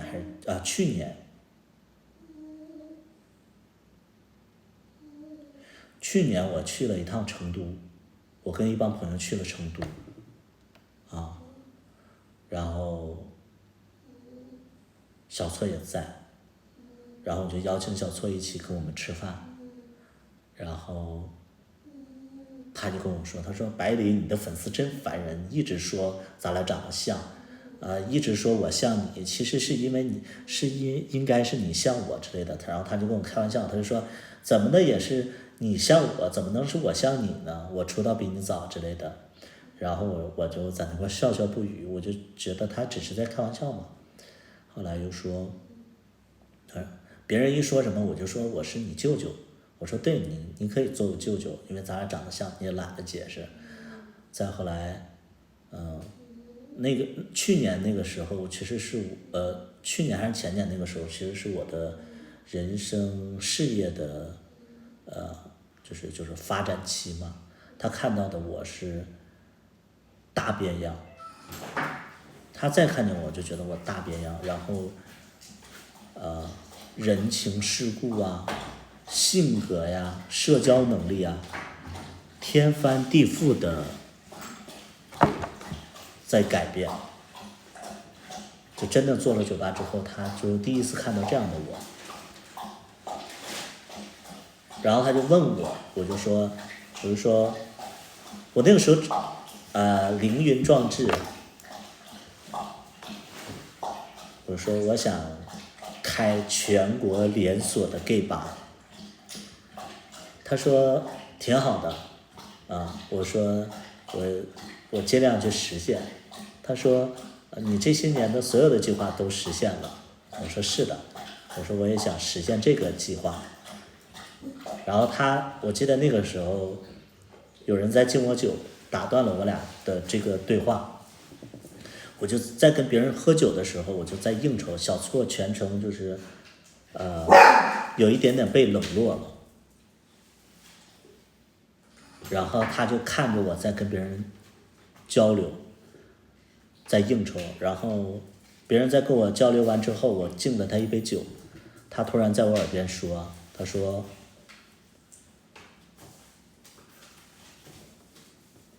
等会儿我先回去了，明天还上班啊，你们在这喝吧。啊，好啊，我也没有挽留，我就说啊，好啊。这样他就走了，他就走掉了，然后我继续应酬。当他走掉的那一瞬间，我就觉得，哎呀，心里不是特别好受，就觉得曾经这么熟悉的一个人，现在有一点点陌生了，就是你眼睁睁看这个关系就是陌生了。现在的小错跟我说过最多的一句话，他跟我说的最多的一句话，他说，百里你要珍惜每一个喜欢你的有钱人。他说，这个影视圈大佬多好啊，对你好，对你这么好，你就跟他好好在一起之类的。再后来，他就一直在他说，年轻的时候也有很多人喜欢他，但是他那个时候就很不珍惜，现在就是自己就没有那么多人喜欢他了，然后感觉错过了好多好的机会和生活，所以他一直在强调他老了，对，他一直在强调他老了，所以他就让我去珍惜，一直在告诫我这个事情，对，这就是我跟小错的所有的故事，就是，哎呀，就是现在可能去成都还是会见到小错，但是可能真的自己的人脉啊，自己的生活呀，就可能跟他拉近了。通过自己这些年的努力，从一个土土的社恐的一个小孩逐渐跟他拉近了，然后又拉远了，感觉现在两个人的生活也不是在同一个水平线上了，吃的、住的、玩的、看的、理解的、接触的都不一样了，所以终归不是一路人。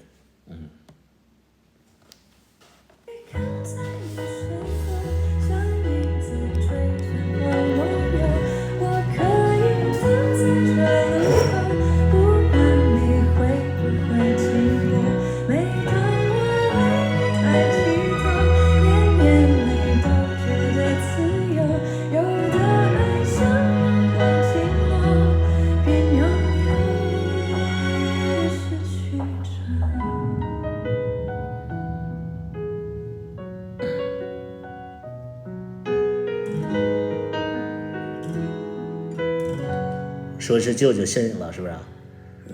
对，就是因为那个时候自己的审美啊、穿着呀，其实不自觉的会被他影响。那么我是想要画你的手，你看我多么渺小一个我，因为你遥不可及。也许你不会为我停留，那就让我站在你的背后。甲工具就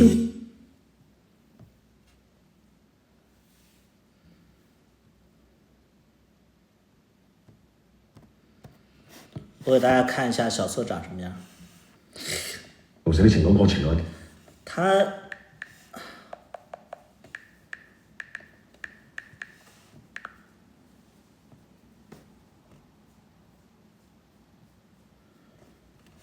不一定有他照片儿，我找一找看看有没有他照片儿。成都不一定有他照片儿。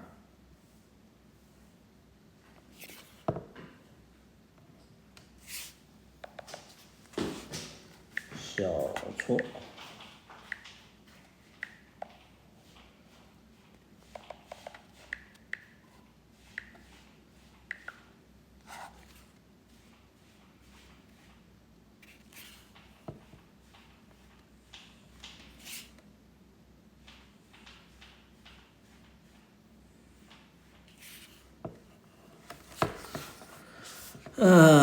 人生对啊，他就跟我说嘛，他就说那个，哎，就是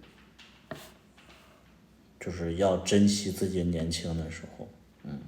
我看看有没有他照片。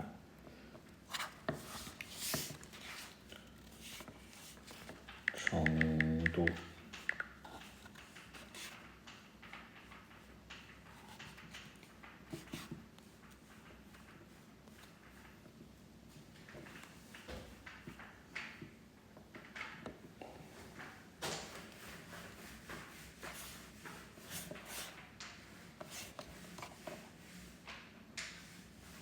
没有哎。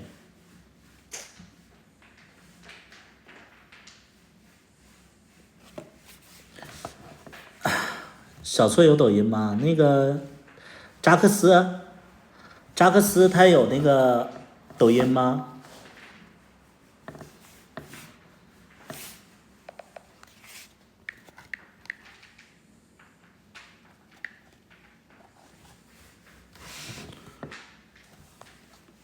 你咋发我呀？你发我没用啊，你咋发我呀？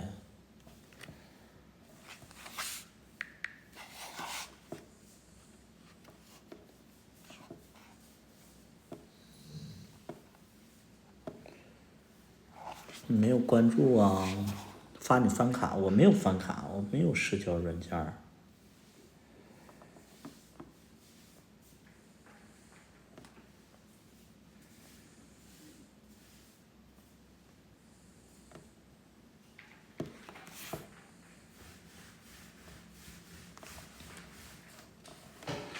发到你网易云，可以啊，发到我网易云来吧，发吧，我在等着呢，快发，来发，尽量清晰一点，我让大家看看小错长什么样。发群里，我给大家看就行，我这 iPad 够大。还有微博吧？我没有微博了。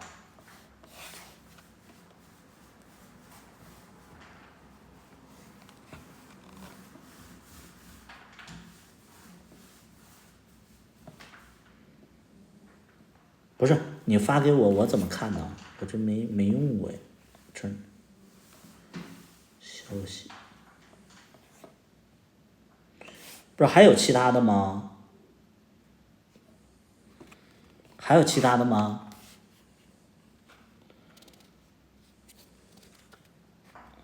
这个不像我呀。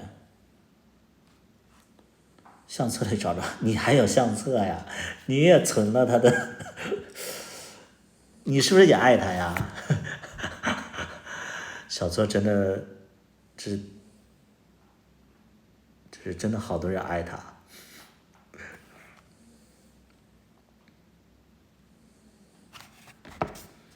如果说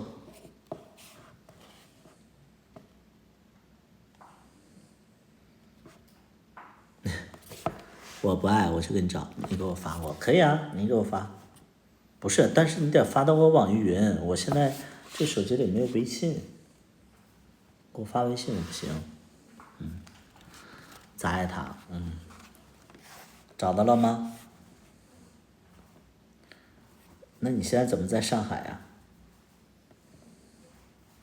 大家都要看看小错长什么样。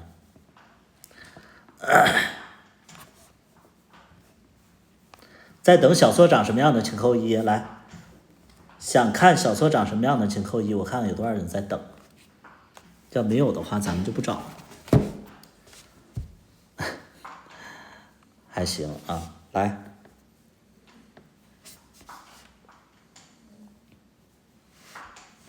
压力给到你了，快快！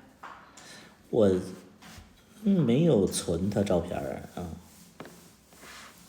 我记得有一张。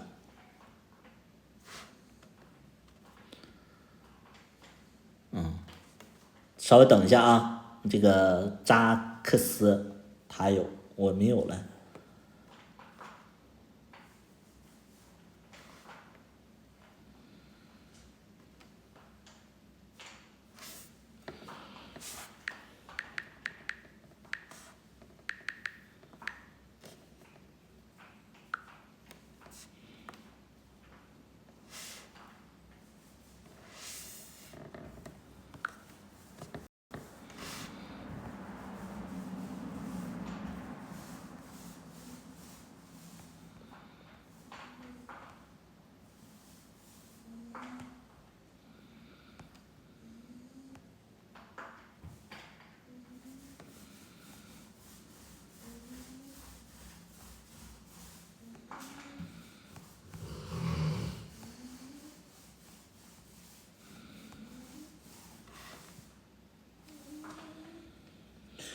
发了吗？发了吗？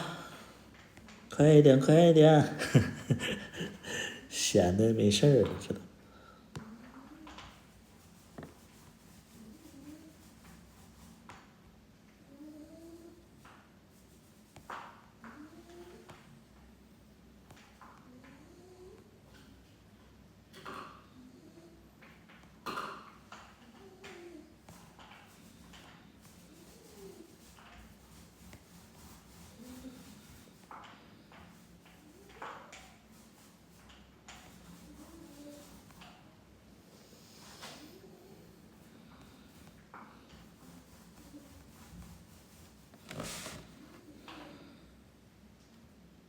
发了，我看，哎，我看看啊，你们觉得像不像？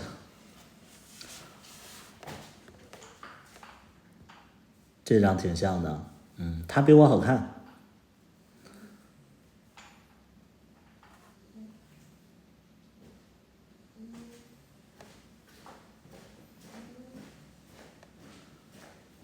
看到了吗？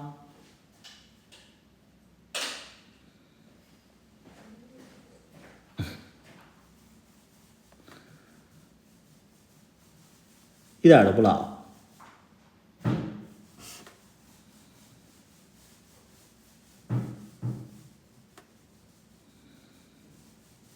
他现在老了，这是很多年前的照片吧？对吧？这很多年前的照片吧？他现在啊，不是，我俩不是亲戚，对吧？现在老很多，是的，他现在老很多呀。没你好看，我觉得他比我好看，他比我洋气，他会打扮。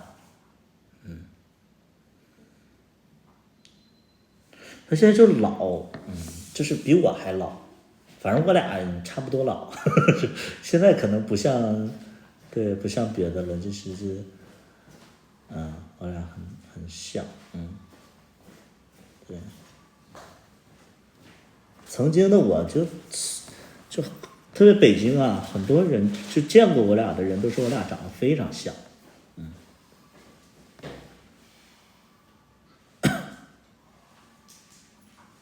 鞋店牌的，可以啊，你再发我。再给大家看另外一张，有没有近期的啊？这个是很多年前的了，这个是我认识他的时候，这是我认识小错的时候长这样，我认识小错是长这样的，这个是他大概15年前，啊，对。也可能是十多年前了，这个，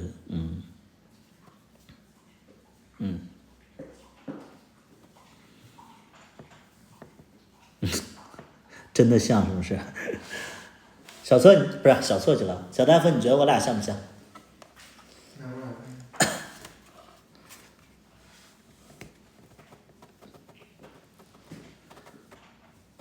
上一张像，好像都说我俩长得像，但是我觉得他肯定会，他肯定就是会比我打扮，你想想，这个穿着是10多年前啊，大概15年前的这个打扮，人家就是会，对比我矮一些，对比我矮一些，对对对对对对对对，神似，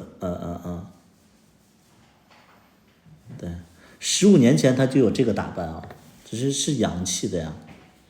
我当时迷恋他的时候，就是他很洋气，就是我认识的同性恋里边，他是最会穿的，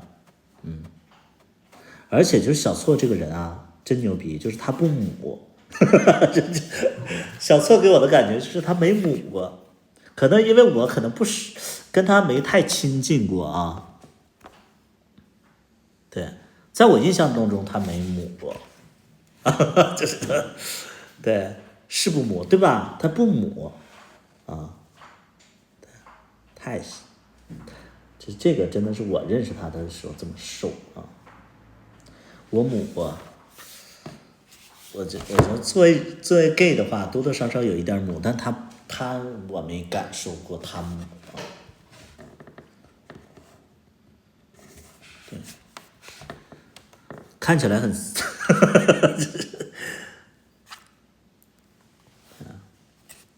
是像，是有一点点像。我喜欢你母的时候，你没母过，我也没母过，孪生兄弟是不是？都是我俩长得像，但是我明显感觉他长更好看一点吧。待会给大家看看那个那个什么，这个是那个扎克斯长这样。都爆料来，扎克斯是这样的，扎克斯，这是你本人是不是？这是近期的吗？扎克斯，扎克斯也是点童啊，点童啊，你是个点童，现在胖了，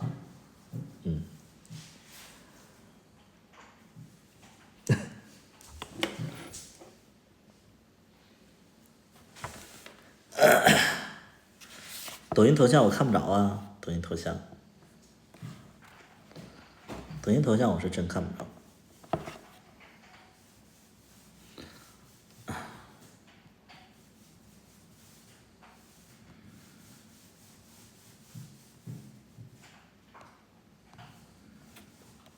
有些惊奇的际遇，比方说当我遇见你，你那双温柔剔透的眼睛。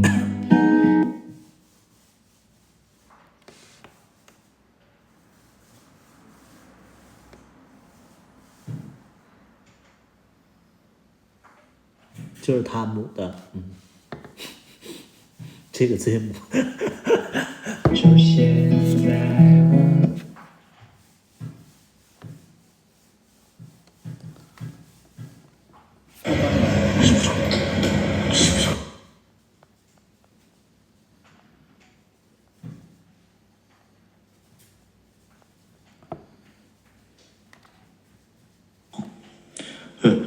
图图吃饭了吗？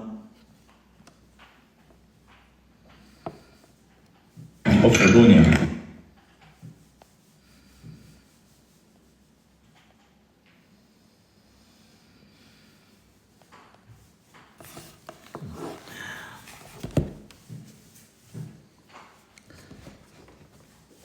只要不太磨，小薇是 E，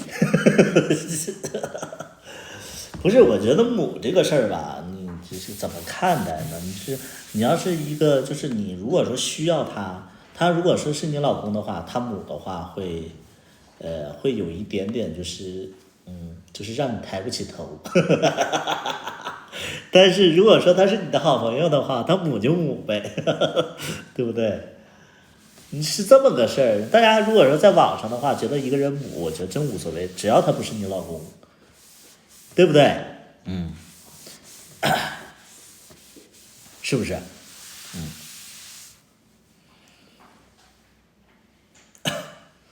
小薇好玩，是的啊，这小薇多好玩啊！我跟小薇交这么多年朋友，我都觉得而且小薇她其实是有，她是有童真那一面，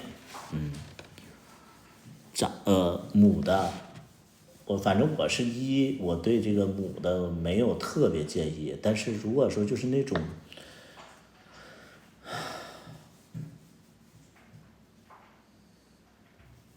哪种母我接受不了呢？就是那种就其实那个舒克那种我能，就是我这种就是刻意母的母，我其实是 OK 的，我也 OK，就是我能接受刻意母这件事儿，但我比较接受不了那种就是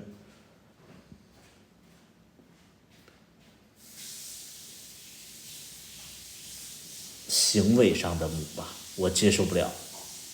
我接受不了行为上的母，就是什么呢？就是比如说他眼神里他就是那种，他可以表演出来母，但是就是不能那种就是我也不知道怎么表达。对，就是就是你表演出的，就比如说，因为我一直都觉得就是舒克他是表演出的母，对，他表演出的母，小彻不知道。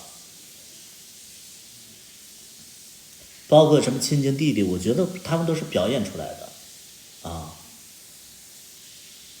什么样我接受不了，我也说不出来。反正我曾经我接触过一个人，他是真的骨子里就母，啊，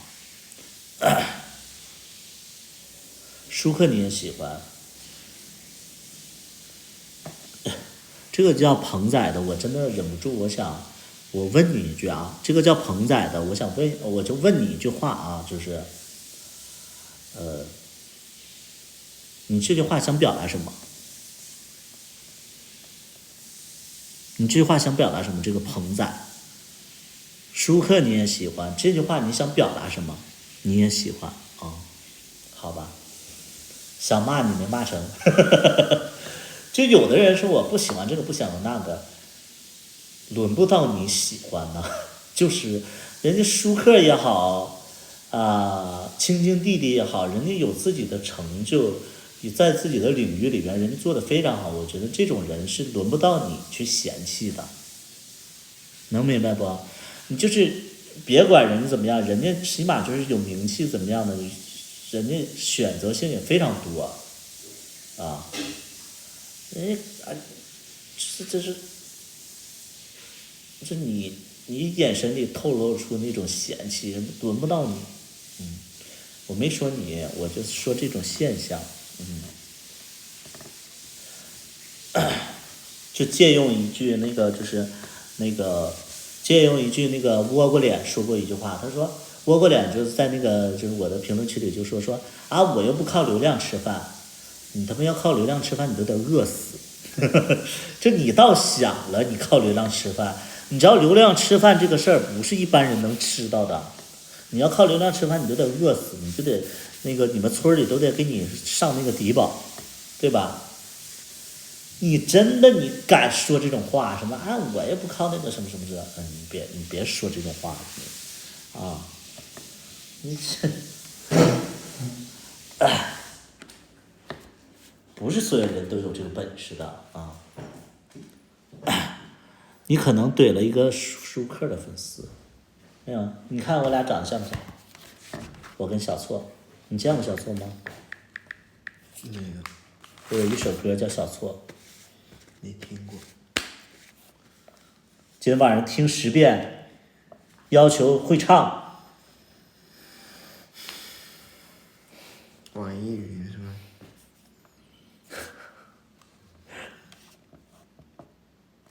这不是他吗？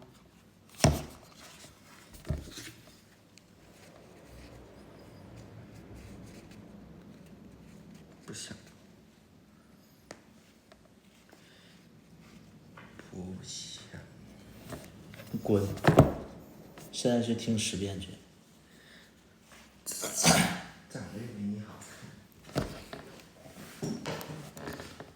他不知道，他看剧他也是看有没有那个就是露肉的，没有露肉的他就不看了。他是一个非常肤浅的人。好。好了，2点半了，咱们该休息了，宝宝们，宝宝咱们该休息了啊。就讲故事，但我讲的故事吧，有90%是真实的啊，但是呢，可能会有一些就是主观的角度去讲这个故事，但是90%是真实的，剩下10%没有说不真实，是剩下的10%是我遗漏讲的啊。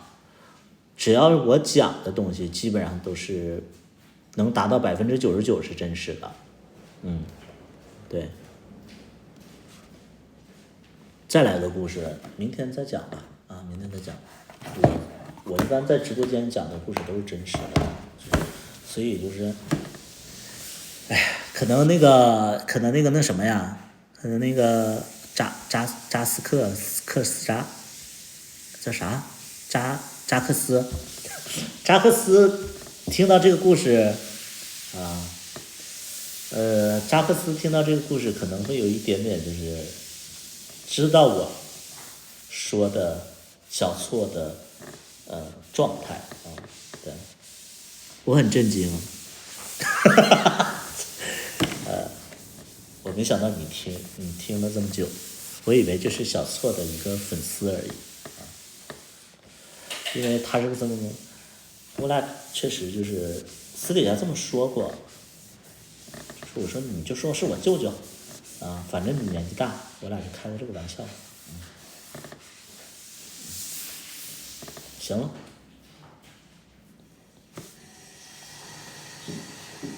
哎呀，你认识小错10年，应该你也知道小错的发展史，就是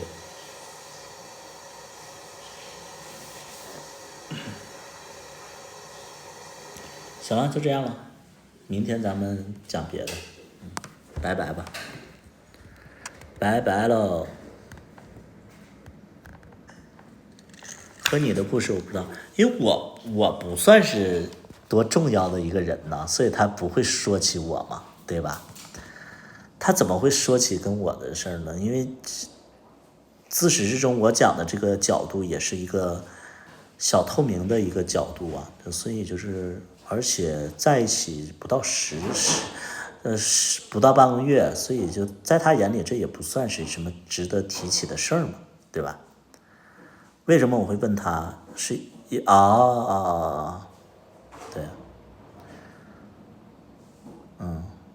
你问他，他怎么说呢？他说是吧？他让我给他写的。